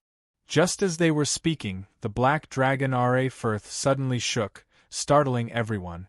Some of them grabbed onto R.A. Firth's scales to prevent themselves from falling off. "What's wrong? Pull the Firth?"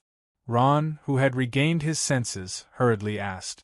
According to his understanding, the dark dragon Firth had always been flying quickly and steadily, so it wouldn't make such a fatal mistake. "Ron, I don't know why, but the air here is very heavy. It consumes several times more energy than usual. It's very strenuous. My speed is also affected." At this moment, R.A. Firth's voice rang out, accurately reaching everyone's ears. Everyone tensed up when they heard that. Ron pondered for a moment. It seems that this is the no-fly zone that Lord Noah spoke of. We need to land immediately. The no-fly zone's gravity was several times that of other places. Of course, it wasn't that they couldn't fly, it was just that Ron and the others were too weak to support it. As for the powerhouses of the sacred domain, they couldn't fly at all. The banished landlord plane wasn't a place that the powerhouses of the sacred domain should come to. With the strength of the sacred domain, they wouldn't survive for more than a quarter of an hour. R.A. Firth nodded, tilted his body, and slowly descended. His heavy body carried great gravity, and he stomped on the ground, causing a large amount of dust and a loud noise. Ron and the others jumped down from R.A. Firth's back. R.A. Firth growled, and turned back into his human form. "Now we can only walk." Babu shrugged and smiled easily. "Fortunately, flying isn't something I'm good at. I think we shouldn't use our spiritual sense." R.A. Firth pondered for a moment. "If we use our spiritual sense to scan the surroundings, I'm afraid we'll attract the attention of some powerful exotic beasts. What are you afraid of? Aren't we here to train? The more powerful the exotic beasts that come, the better." Hao Qin raised his fist, his fighting spirit soaring. The only other plane that the Noah continent could go to was the continent abandoned by the gods, Omros. However, there were too few powerful exotic beasts in Omros, and there were almost no divine beasts in Omros. What Lord Firth said makes sense. We're not familiar with the banished lands, so it's better to avoid some troubles. Ron thought for a moment. "I have an idea." As he spoke, Ron took out his staff and muttered an incantation. Not long after, a dozen translucent soul-like things were summoned and floated in the air. "What are these?" Frigga looked at them, her eyes filled with curiosity. "These are ghosts. They can sneak into the forest to investigate, and won't be easily discovered by the other party," Ron said as he waved his hand gently. The dozen or so ghosts flew in all directions with a whoosh, disappearing in an instant. The dozen or so ghosts connected with Ron's soul, and it was as if he had a dozen more eyes. Every movement in the surroundings fell into Ron's eyes. "Necromancy magic is indeed incredible," Undine sighed. "Although my scout guard can do this too, the effect isn't as good as yours, Ron. Everyone has their own advantages." Ron smiled. "Nature magic has its own uniqueness too." With Ron's ghosts scouting the way in front, the group advanced much faster. All the experts were full of confidence in Ron. Awoo! As the group walked, a mournful sound suddenly came from the front. It sounded like the wailing of ghosts and the howling of wolves, adding to the terrifying atmosphere in the silent forest. "Not good," Ron's expression changed. Through the eyes of the ghosts, he saw huge black figures scuttling out of the forest. There were many of them, and they were extremely fast. "It's bloodthirsty frenzy wolves." Ron quickly recognized these terrifying creatures. As exotic beasts that lived in groups, they would never act alone. Once they attacked, they would attack in a large group. Bloodthirsty frenzy wolves? How many are there? Frigga was a little nervous. Generally speaking, exotic beasts that were crazy without intelligence were much stronger than ordinary magical beasts. There are a lot of them, coming from all directions. I'm afraid there are several hundred of them. Ron turned his head, a trace of astonishment on his face. "We've been surrounded, what?" Firth was shocked. "How is that possible? Without scanning with spiritual sense, how did they discover our position?" Even exotic beasts had to use their spiritual sense to scan their surroundings. If they used their spiritual sense, the other party would also sense it. "It's the smell," Di Luo said without hesitation. "When we entered the forest, they already discovered us. So what if they discovered us?" Hao Qin grinned maliciously, clenching his fists tightly. He was full of confidence. "Bloodthirsty frenzy wolves are only exotic beasts of the sacred domain. It doesn't matter how many of them there are." The difference between the sacred domain and the divine domain was like a chasm. Hearing Hao Qin's words, the group finally relaxed. At this moment, the group's vision blurred. A black figure the size of an adult bull suddenly appeared. It had a sinister wolf head, bloodthirsty eyes, and sharp teeth. Its 4 huge claws were firmly stuck on a protruding rock. Its blood-red eyes stared fixedly at the group. Saliva flowed out from the corner of its mouth and splashed onto the rock, emitting a burst of green smoke. "Awoo!" At this moment, the bloodthirsty frenzy wolf let out a long howl. It seemed to be calling for its companions, but also seemed to be rousing its fighting spirit. Following its howl, more and more black figures drilled out of the forest. At this moment, something strange happened. The leading bloodthirsty frenzy wolf spread open the 2 wings on its back. The 2 huge black wings lightly flapped, looking even more terrifying and malevolent. "These aren't bloodthirsty frenzy wolves." Frigga's eyes were filled with shock. "They've already mutated and are even more powerful." The bloodthirsty frenzy wolves with 2 wings were even more terrifying. What was even more shocking was that they all had the strength of the divine domain. There wasn't just one divine domain exotic beast, but a whole pack. The densely packed number of them made one's hair stand on end. "Prepare for battle immediately." "No, break out to the west," Ron decisively gave the order, but just as the words were about to come out of his mouth, he suddenly changed his mind and told them to break out to the west. After all, the densely packed divine domain exotic beasts in front of them were really too terrifying. Without a moment's hesitation, all the divine domain powerhouses chose to obey in an instant. They all changed into their battle stances at the same time, exerting their strength at the same time and breaking out to the west together. "Awoo!" R.A. Firth let out a loud roar and transformed into his dark colossal dragon true form. He stretched out his sharp claws and swept down several dozen trees in an instant, opening up a gap in the west. Hao Qin transformed into a huge Beaumont beast. He let out a wild roar and brandished his huge fist, smashing it towards the nearest bloodthirsty frenzy wolf. Boom! With a loud sound, that mutated bloodthirsty frenzy wolf actually opened up its domain in an instant and fiercely collided with Hao Qin's power, bursting forth with powerful sparks. Under the bombardment of Hao Qin's monstrous strength, that bloodthirsty frenzy wolf only took a small step back. It's that strong. Hao Qin's eyes were filled with extreme shock. He had used 70% of his strength in that punch, but it actually only made that bloodthirsty frenzy wolf take a small step back, and this was just one bloodthirsty frenzy wolf. Purring, purring, purring. At this time, the bloodthirsty berserk wolves also began to counterattack. They opened their mouths and released purple balls of magic. These purple balls of magic contained terrifying power, and like raindrops, these balls of magic bombarded the group of people.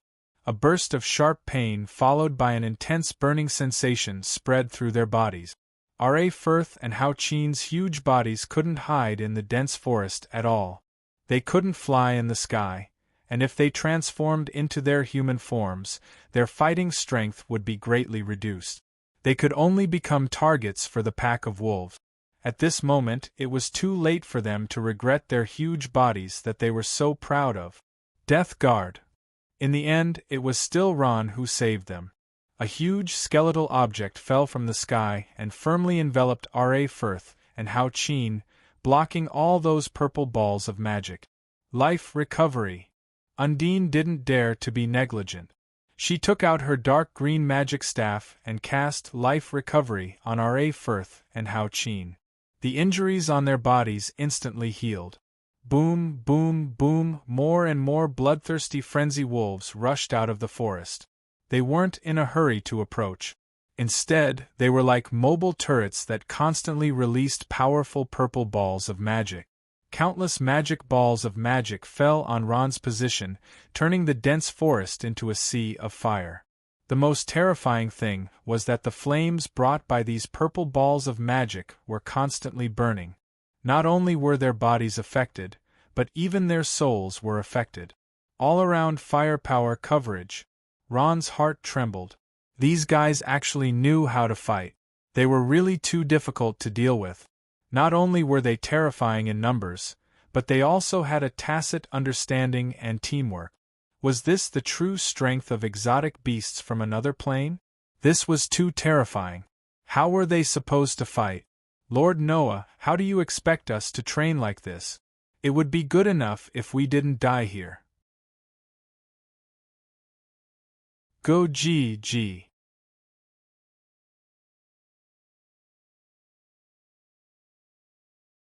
Chapter 745. Not good, the death protection won't last much longer. Seeing this, Ron inwardly cried out in alarm. He didn't expect these low-level God Realm bloodthirsty wild wolves to be so powerful that they could even break through a mid-level God Realm's defensive skill. Forest's Fury. At this time, Nature High Priestess Undine made her move. She waved the green nature staff in her hand, the tip of the staff emitting a green light. Boom, boom. Under the illumination of the green light, large swathes of trees collapsed. Crash. Countless withered tree warriors staggered to their feet and launched a suicidal attack on the bloodthirsty wild wolves. Unfortunately, the withered tree warriors that merely possessed Master Realm strength were quickly crushed by the God Realm bloodthirsty wild wolves' attack. They were as fragile as paper, burned to ashes by the purple flames. Watching this, Ron sucked in a breath of cold air. At this moment, he finally understood a principle. Low-level and mid-level summoned creatures were only effective against low-level and mid-level opponent. Against a God Realm master of the same level, no matter how many of these summoned creatures there were, it was useless. Many times, Ron had thought that his sea of skeletons was already very powerful. Even if they weren't that strong, relying on their terrifying numbers, they were enough to deal with any opponent. Only now did he realize how wrong he was. No matter how many of them there were, they couldn't replace physical strength. Only someone like Huang Xiaolong, who had personally participated in an actual battle, could fully understand this principle. By this time, Ron's death protection had been destroyed. The super-giant beasts, the Black Dragon and Beaumont, had also reverted to their human forms, fleeing to the west in a sorry state. Without their true forms, their strength was greatly reduced. They couldn't even withstand the attacks of a single bloodthirsty wild wolf. Fortunately, Fairy Dragon Frigga cast an energy shield over Firth and Hao Qin, otherwise they would have been set on fire in just a moment. The temperature of those purple flames was so high that it was only slightly lower than the flames of destruction from hell. Even Ron didn't expect that R.A. Firth and Hao Qin, the overlords of the Noah continent, would end up in such a sorry state here. It was easy to imagine how terrifying the land of exile that Lord Noah sent them to was. Perhaps this place could really train people, but if they were not careful, it would not be worth it to die here. Thinking of this, Ron took a deep breath, and a faint green color appeared in his dark eyes. "You guys go first, I'll bring up the rear." "How can that be?" "Ron, you are the captain." Undine's eyes widened as she retorted loudly. "It's because I'm the captain that all of you have to listen to my orders," Ron said resolutely and decisively without even thinking. At this time, he had already forgotten about the so-called seniority.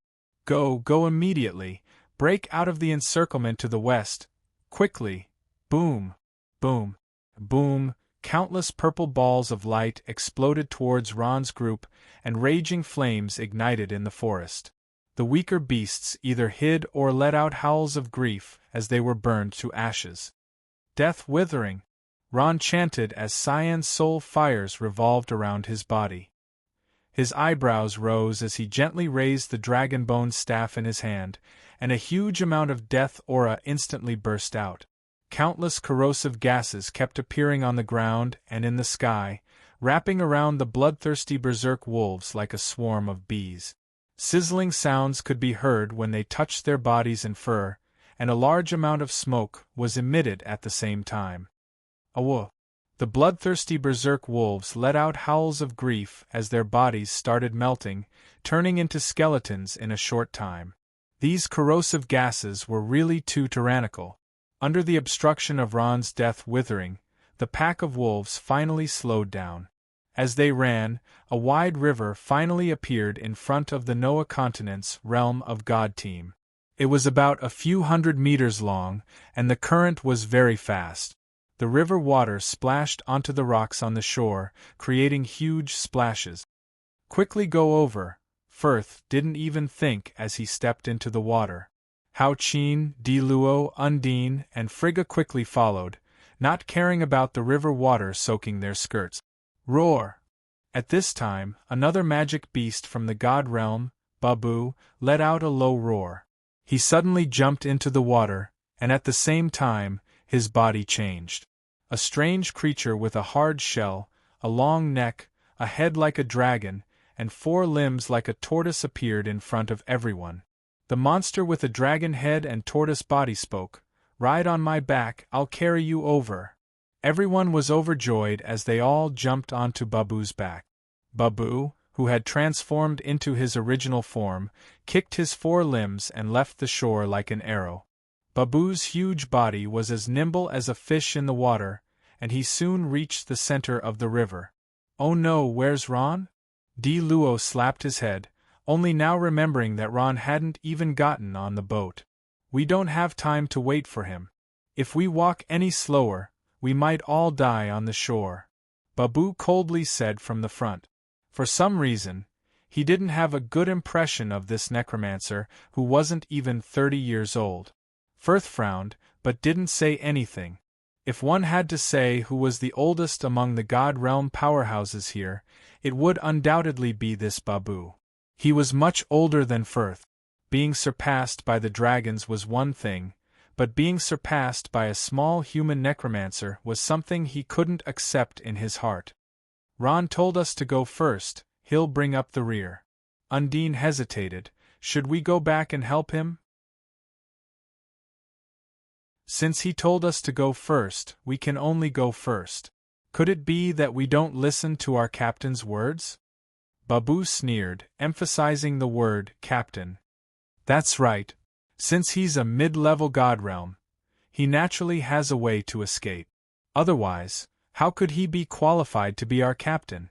Beaumont's giant beast Hao Qin also agreed, a faint smile hanging on his face. Undine was at a loss for words. She looked at Hao Qin, then at Baboo, and could only swallow the words at the tip of her tongue.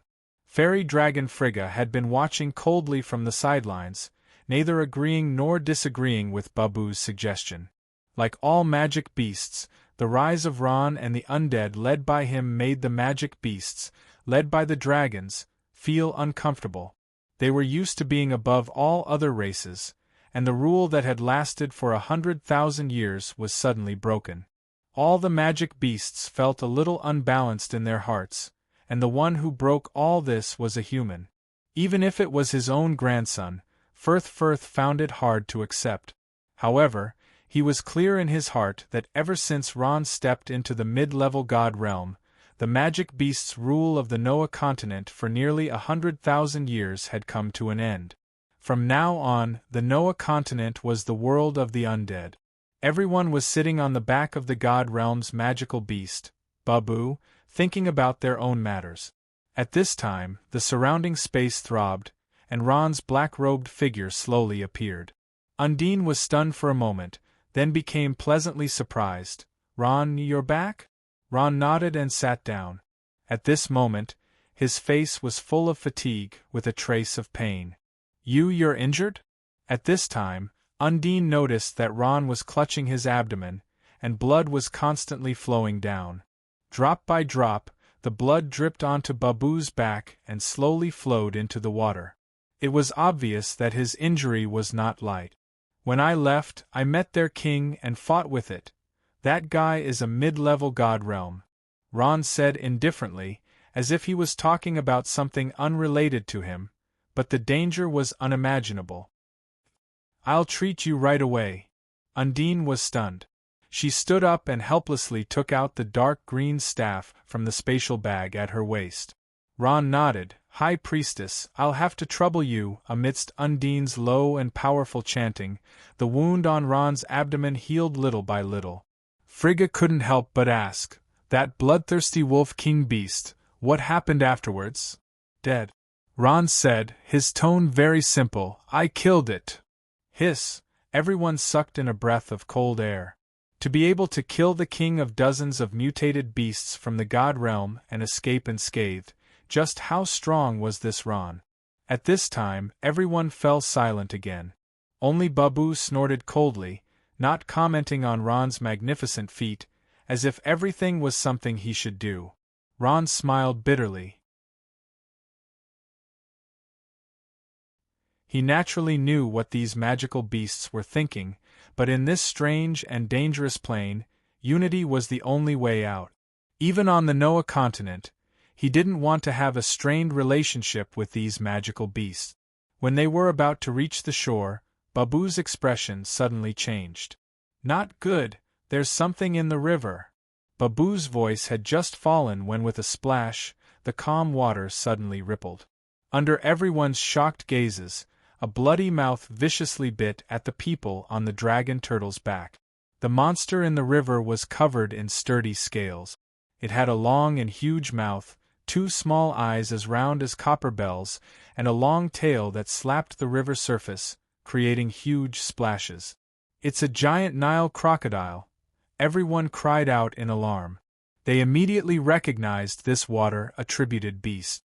Unfortunately, this giant Nile crocodile was a mutated beast. Just like those bloodthirsty wolves, it had the strength of the god realm.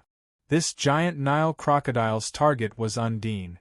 The sudden attack from the god realm beast made her unable to react. She stood there blankly, as if she had become stupid. "Dodge!" Ron reacted quickly and pushed Undine away. At the same time, he quickly took out his weapon and released an instant small necromancy spell. "Frost Nova!" the Lich King's exclusive skill. An icy aura instantly condensed, and the cold air emitted froze the surrounding river water.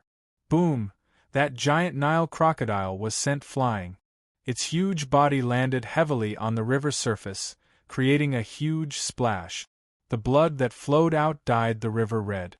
So many giant Nile crocodiles. Babu the dragon turtle was stunned. Its body continuously trembled from fear, causing everyone sitting on its back to tremble. 1 head, 2 heads, 3 heads.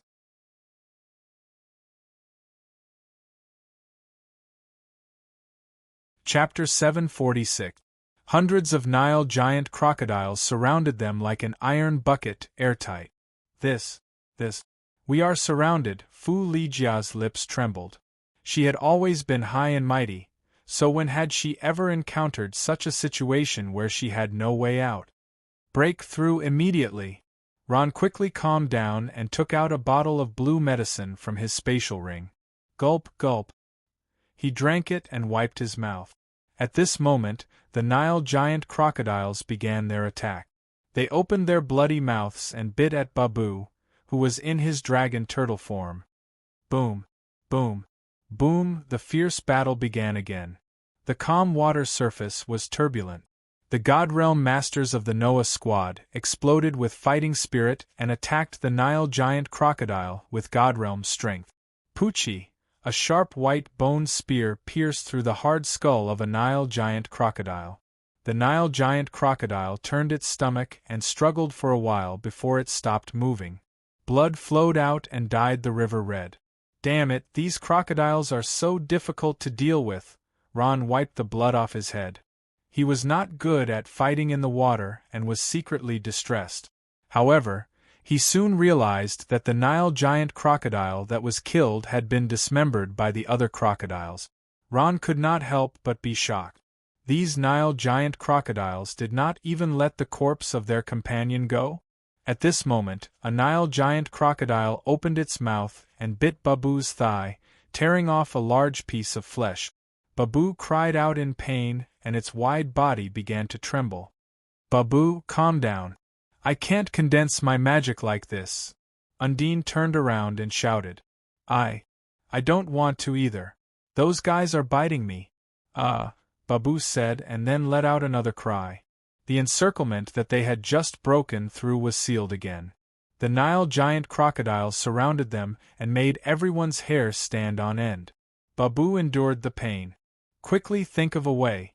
Otherwise we will really die here. Frigga's heart trembled. She turned to look at Ron, only to find that Ron was also frowning and at a loss of what to do. Just when everyone was in despair, the Beaumont behemoth Hao Qin suddenly roared. He stretched out his huge fist, which was shining with a frightening golden light. All of you die. Hao Qin's eyes were filled with murderous intent. He raised his fist, which was glowing with a golden light, and slammed it heavily into the water. Boom! With a loud bang, the powerful fist force penetrated the water surface and spread out like wave. Wherever the golden light touched, all the Nile crocodiles were thrown high into the air by the powerful fist force and landed heavily on the water surface. Ron was stunned. Even he did not expect that Hao Qin's fist could cause such a powerful destruction. Although the fist had hit the water surface, the energy wave that spread out covered the entire river. Some of the Nile giant crocodiles were stunned, and the weaker ones were killed on the spot. After the shock wave spread out, the boiling river finally calmed down. On the dry riverbed, the Nile giant crocodiles' corpses were everywhere. Their overturned stomachs revealed a little bit of white. After the punch, Hao Qin finally breathed a sigh of relief. It was as if he had vented something. At this moment, his body was relaxed and his eyes were shining.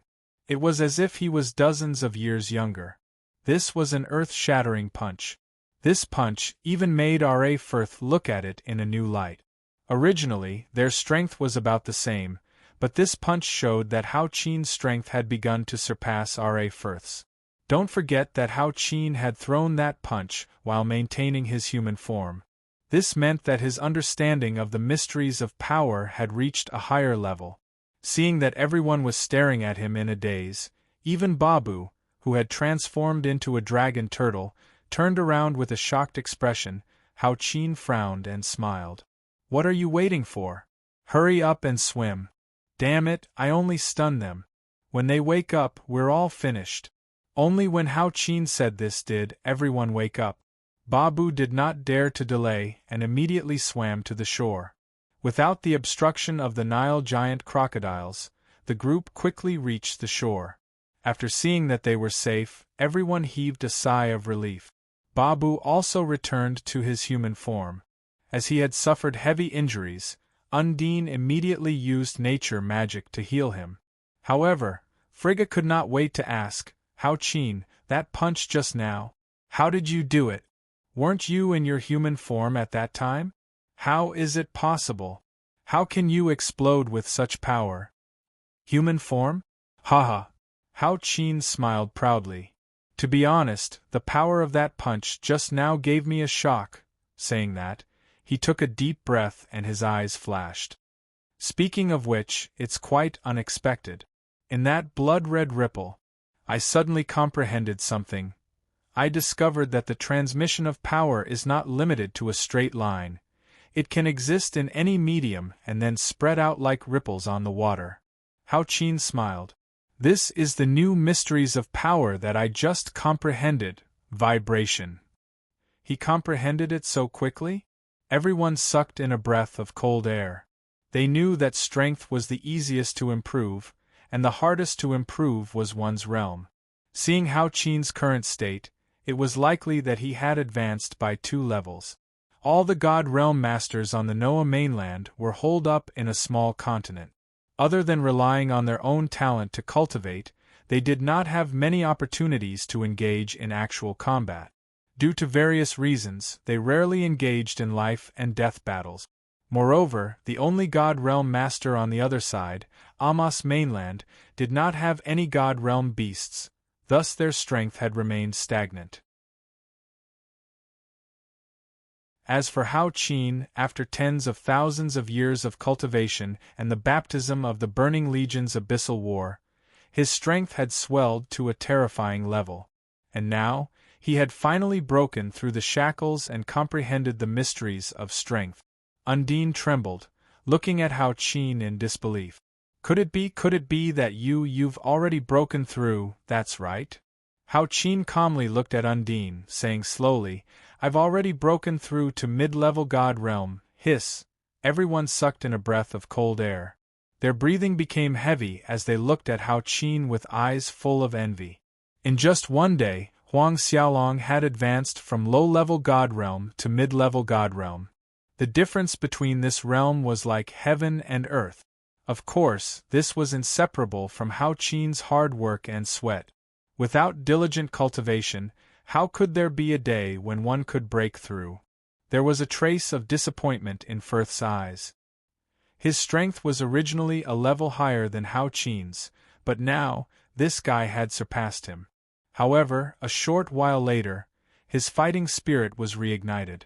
Since Hao Qin could advance to mid-level God Realm, then how could he, who had the purest dragon's bloodline, remain stagnant? At this moment, Hao Qin didn't even spare a glance at Firth. His gaze was fixed on Ron. The hostility in his eyes intensified as a powerful oppressive momentum burst out from his body.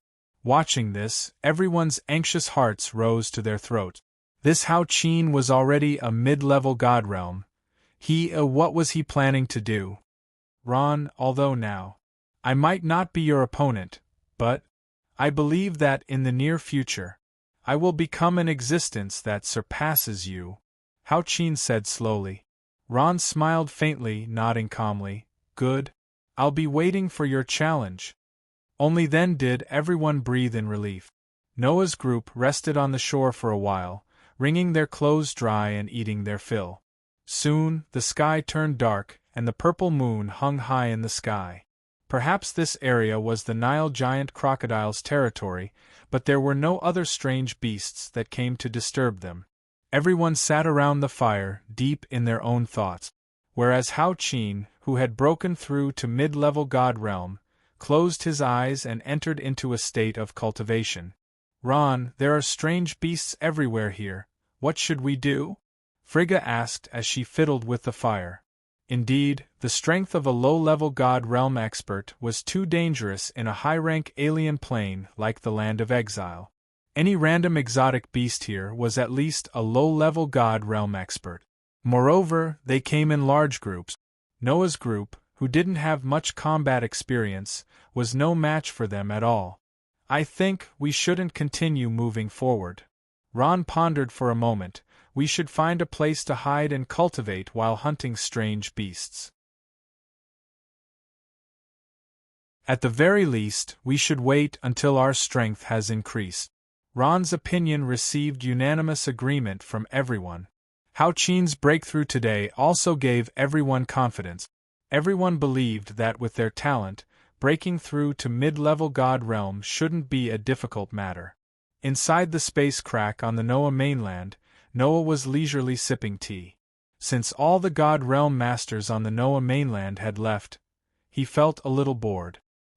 His servant, Mary, was holding a tray, standing at the side with a respectful expression. As someone who had followed Noah for many years, she was very clear about Lord Noah's preferences. Those guys should have started their training by now, right? Noah said with a smile. I'm guessing they must have run into some trouble. Mary smiled faintly, her eyebrows raised. This is something they must go through. Just as Lord said, if they don't go through cruel battles, how can they grow? These guys, each and every one of them thinks that God realm strength is amazing. Mary's turbid eyes shone brightly, the servant uniform on her body fluttered without any wind, exuding a powerful aura. This Mary was actually a genuine God realm master. It turned out that the Mary that Ron and the others saw was merely a facade. In reality, Mary's strength far surpassed any of them. How could someone who could follow Lord Noah be ordinary? Mary thought for a moment, then sighed. Lord Noah, there's something I've been thinking about for a long time, but I still can't understand. Why would you have such a plan to hand over the Noah mainland to Ron? Hearing this, Noah sighed again. He gently placed the cup in his hand on the wooden table, stood up, and looked at Mary. Mary, perhaps you can't understand now, but you will one day. No, I won't understand. Before Noah could finish speaking, Mary had already screamed, her expression agitated. Lord Noah, your strength is already at the peak of humanity. Even in the mortal plane, you are one of the best. With your strength, you can definitely protect this entire continent. Mary stared into Noah's eyes. Lord Noah, you? What are you afraid of? The air was a little stiff. In front of the tall floor-to-ceiling window, Mary met Noah's gaze without fear. Her expression was solemn.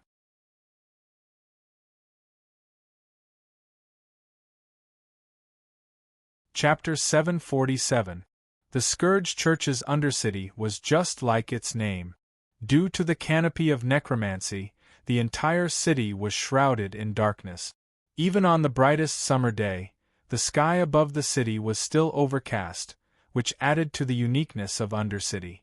Undercity was as bustling as ever, especially the underground streets that extended in all directions, which now covered the entire city. Compared to the deserted surface, this was a completely different world. In the center of the underground city, which should have been the most bustling place in the city, it was abnormally deserted. There were very few pedestrians on the wide streets, and from time to time, a team of heavily armored Scourge Church soldiers would pass by. They were all undead swordsmen who cultivated the power of the soul. This was Ron's residence. Although he wasn't on the Noah continent at the moment, this area was naturally classified as one of the most protected areas. In the middle of the street, a huge statue stood proudly. It was a scene of Ron casting a spell. He raised his bone staff high, his black necromancer robes fluttering in the wind.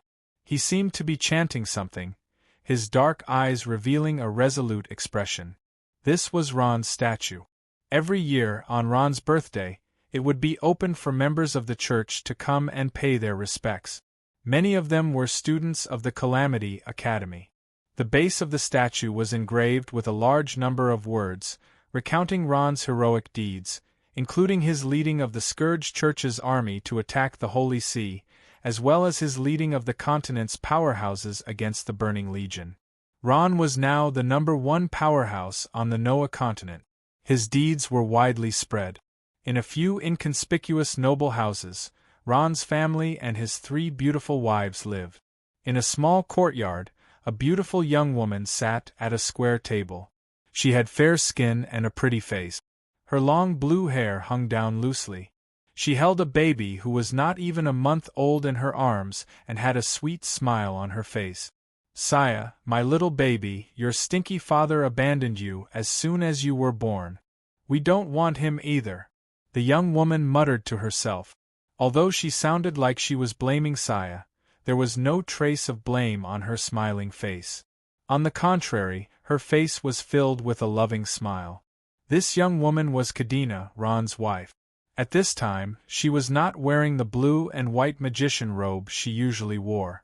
Instead, she was wearing a noble silk nightgown. Her graceful figure set off her beautiful face, making people unable to bear to blaspheme her. She was a powerful water saint magus. She didn't have the glamour of a sacred domain expert. At this moment, she was like a little wife, beautiful and gentle. The baby in her arms closed his eyes and listened to his mother's sweet complaints.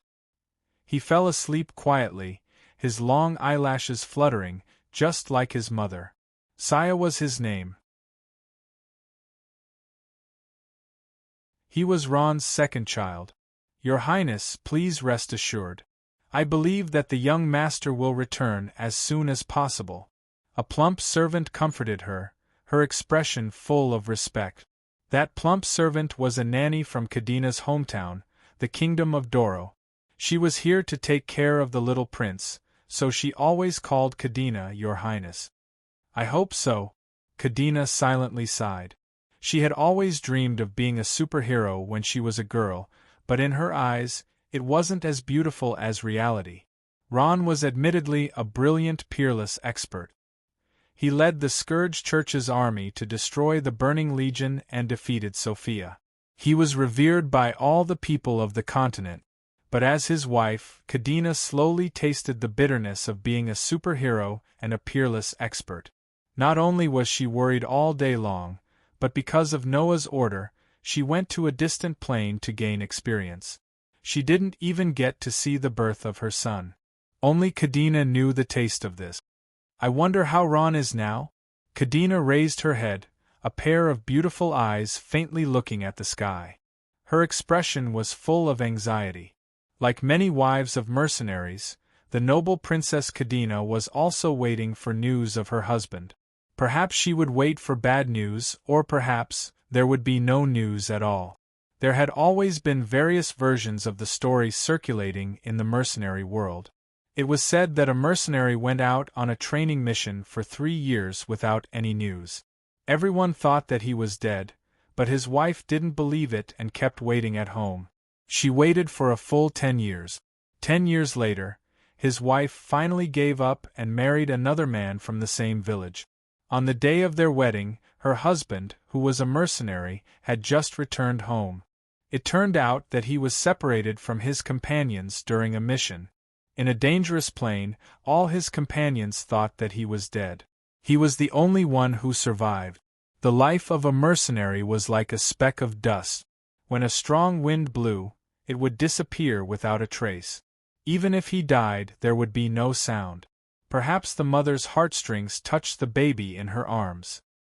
His little face trembled, and he cried loudly. Wah! This made the inexperienced Kadena flustered. "Your Highness, let me do it." When the plump female servant saw this, she reached out and took the baby. She pulled open the front of her clothes, revealing a pair of plump breasts. She then stuffed her nipple into the baby's mouth. The baby held the nipple in his mouth, and immediately stopped crying. He then fell asleep quietly. "You still have a way," Kadena heaved a sigh of relief. Looking at her son's peaceful little face, she reached out to pinch it and said softly, Saya. Saya, you have to grow up quickly and be like your father. Become a great hero who can support both heaven and earth. Spring left and autumn came. Summer left and winter arrived. Unknowingly, 7 years had passed.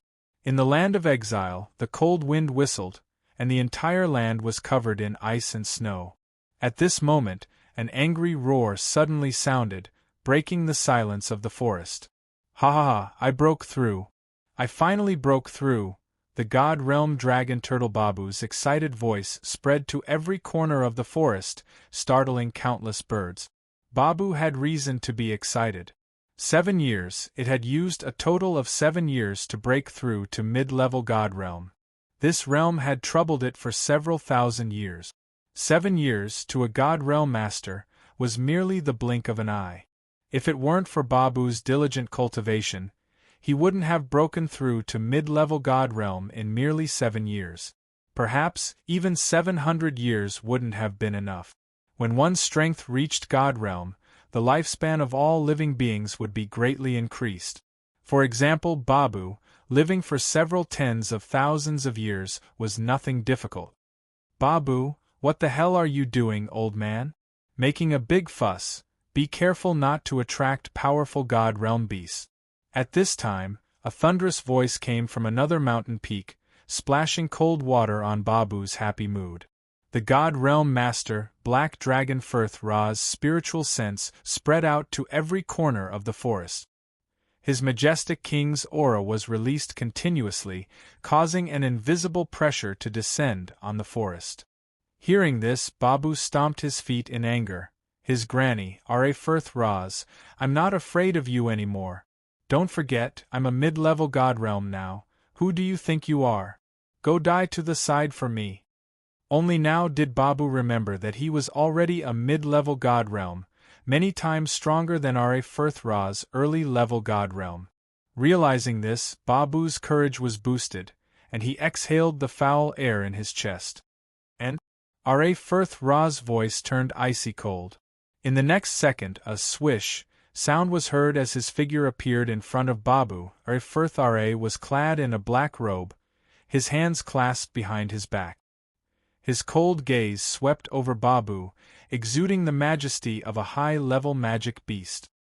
Babu, you're getting more and more presumptuous. Do you have the guts to repeat what you said just now? What?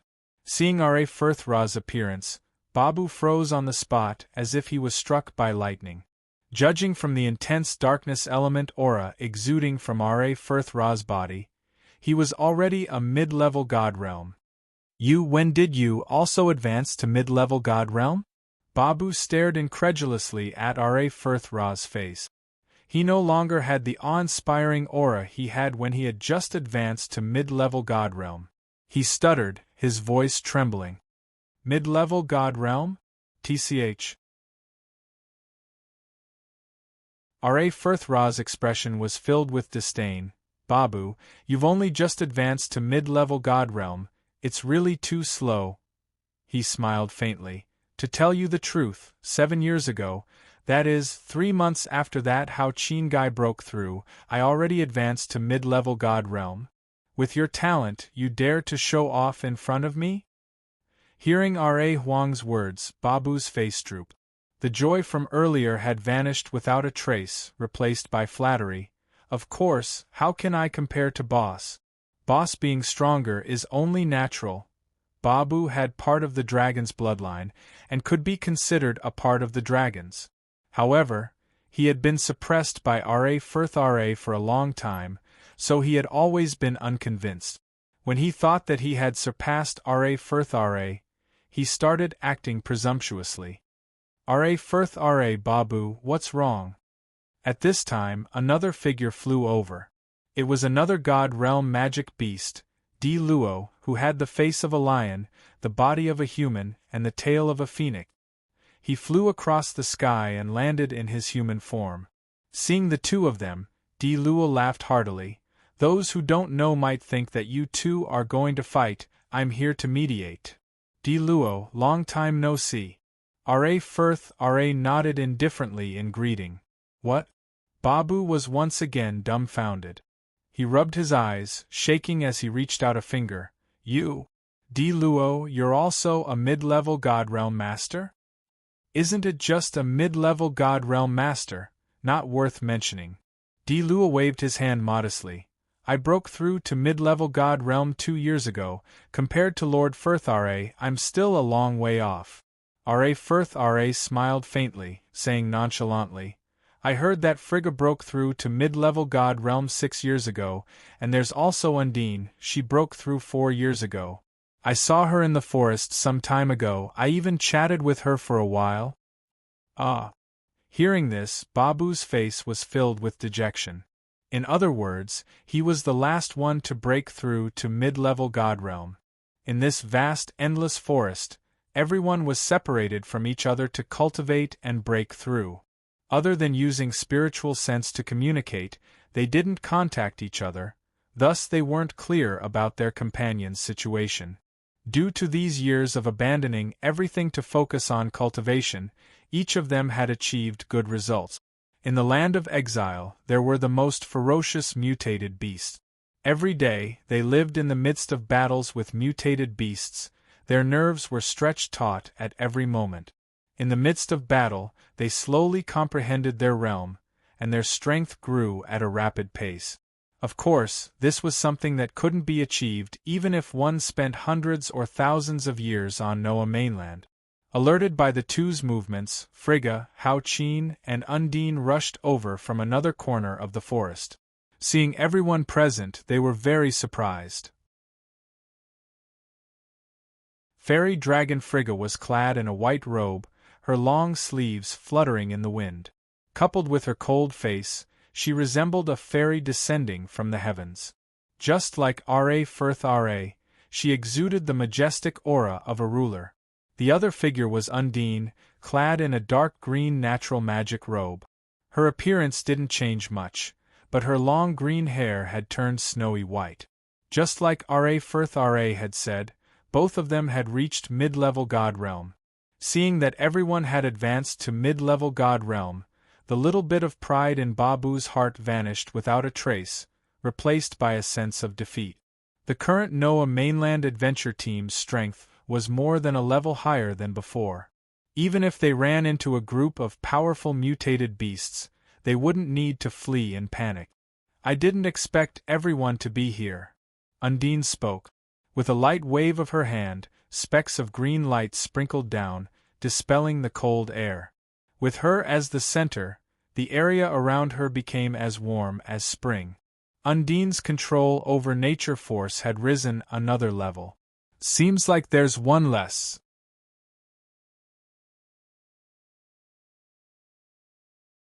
Chapter 748. I'm here. Just as Hao Qin's words fell, Ron's voice sounded from the side. Black fog appeared out of thin air above a rock protruding from the ground. A short while later, Ron's silhouette emerged from the fog. Everyone exchanged a glance, noticing the astonishment in each other's eyes. Ron had arrived a long time ago, yet no one noticed him. Could it be that his strength high-level God Realm? An unfamiliar name flashed across everyone's mind. Could it be that Ron had advanced to high-level God Realm? The black robe on Ron's body was slightly tattered, but it was still clean and tidy. However, the white undead armor covering his shoulders and chest were slightly damaged. It seemed like Ron had gone through a lot of battles in these years. Compared to 7 years ago, Ron had matured a little, looking like a resolute middle-aged man. After all, he was nearing 40 years old this year. His eyes were more reserved, without a trace of spirit. At first glance, he looked like an ordinary person who had never cultivated before. But everyone knew that this was a kind of returning to one's original state, just like Lord Noah. Ron, could it be that you've already advanced to high-level God Realm? In the end, it was Frigga who couldn't resist asking. Ron glanced at Frigga, a faint smile on his face, shaking his head calmly. No. Unlike others who had broken through to the critical point, although Ron's strength had improved a lot in these 7 years, his realm did not advance. For some reason, the more Ron cultivated, the further he felt he was from the higher level of high-level God realm. Sure enough, one's strength can't be improved overnight. Breaking through to high-level God realm will probably take several hundred years, Ron thought to himself. Little did he know that in other people's eyes, he was already a monstrous existence. Reaching mid-level God realm before the age of 40 was already shocking. If he advanced to high-level God realm, then who knew how many masters he would scare to death. Fortunately, everyone was already used to Ron's miraculous feat. Even if he really did break through to high-level God realm, it wouldn't be strange. On the path of cultivation, anything could happen. Everyone chatted for a while. Perhaps it was because they had not seen each other for a few years. The atmosphere was a little strange. In the end, Undine proposed to return to the Noah continent first. Unexpectedly, this proposal was unanimously approved by everyone. After leaving the Noah continent for so long, Undine was a little worried about the elves. Ron also missed his 3 wives and daughters. Before leaving, Kadena was already pregnant. Perhaps the child was quite big now? But he didn't know if it was a son or a daughter. Thinking of this, Ron's desire to return became even stronger. Looking at the gazes of the crowd, he nodded and said, "All right. Let's go back now." Cold winds howled and snow fluttered down. The entire world was dyed white. Ron and the others traveled through the forest. Although the current weather wasn't good, it wasn't too much of a problem for Divine Realm powerhouses. It was just that they couldn't fly, which was a bit of a pity. On the way back, as expected, Ron's group ran into another pack of bloodthirsty frenzy wolves. But this time, the Noah squad that had improved their strength was fearless, bravely meeting the wolves head-on. In less than 15 minutes, they had routed the pack of bloodthirsty frenzy wolves. The wolves either died or fled. In the forest, the ground was littered with wolf corpses. On the snowy ground, crimson blood flowed, creating puffs of green smoke. 1, 2, 3, a total of 181 wolf corpses, and a leader, mid-level God realm. After a simple count, Frigga turned to face Ron, smiling brightly. Ron nodded. The last time he came here, the mid-level God realm bloodthirsty frenzy wolf leader was killed by him. Who would have thought that in a short 7 years, they would have a new leader? Was a mid-level God realm really that worthless? Ron looked around and said solemnly, "Let's not take these corpses away. The bloodthirsty frenzy wolves' fur and meat aren't worth much. The most valuable thing is their magic cores. We'll just take these magic cores away." No one had any objections. Ron extended his hand and a corrosive light green gas silently spread out. As if it had a mind of its own, it slowly attached itself to the wolf corpses. At this time, the bloodthirsty berserk wolves' corpses emitted bursts of green smoke. Before long, they turned into a pool of blood, leaving behind a shiny black object on the ground. That was the exotic beast's magic core. The group carefully collected the magic cores on the ground, preparing to sell them at the stronghold. These were the magic cores of God Realm's strange beasts. Each one of them was worth a fortune. Strange beasts' magic cores had a wide range of uses. They could be used as materials to upgrade weapons and equipment, increasing the success rate. They could also be used to concoct potions, and they could even be eaten.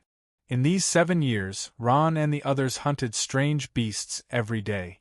Each of them had accumulated a large amount of beast corpses, magic cores, and other materials. As long as they sold them at the stronghold, they could earn a fortune. The amount of wealth was not something the people of the Noah mainland could imagine.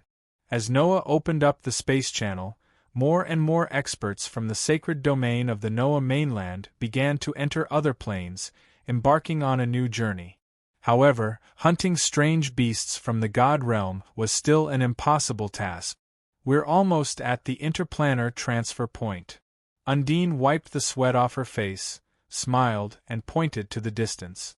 She had already seen the obelisk of the temporary stronghold. Thinking that they were about to return to the Noah mainland, everyone couldn't contain their excitement and hastened their steps. As soon as they stepped into the planar teleportation point made of yellow earth and stone, everyone was stunned. The once bustling interplanar teleportation point was now empty and desolate. Wait, what's going on? Ron suddenly became nervous. He pressed his hand on the space bag at his waist and looked around vigilantly. Did we go in the wrong direction? Babu scratched his head, puzzled. We're going in the right direction, Firth said in a deep voice. What happened here? It seems like it's been destroyed. Everyone looked around. Indeed, the walls here were dilapidated, and there were traces of war everywhere. Flames had scorched the hard green stones, and the ground was littered with the bones of various races. It seemed like they had been dead for a long time. A cruel massacre once took place here. Undine stared at a skeleton for a long time. She reached out and gently stroked the cut made by a sharp weapon on the skeleton's arm, frowning. Massacre? Ron muttered to himself. At this moment, he suddenly had an ominous premonition. He hurriedly said, Quick! Let's go to the interplanar transfer point to take a look. Everyone was shocked and immediately ran to the interplanar transfer point. When they arrived at the interplanar transfer point, they couldn't help but gasp. As Ron expected, the interplanar transfer point had been destroyed. The spatial magic stones scattered on the ground were like metal that had lost their luster. They were dark and inconspicuous. Who did it? You're tuning in to the Phoenix Nights YouTube channel. Don't forget to subscribe and join us on this journey to catch the most captivating stories.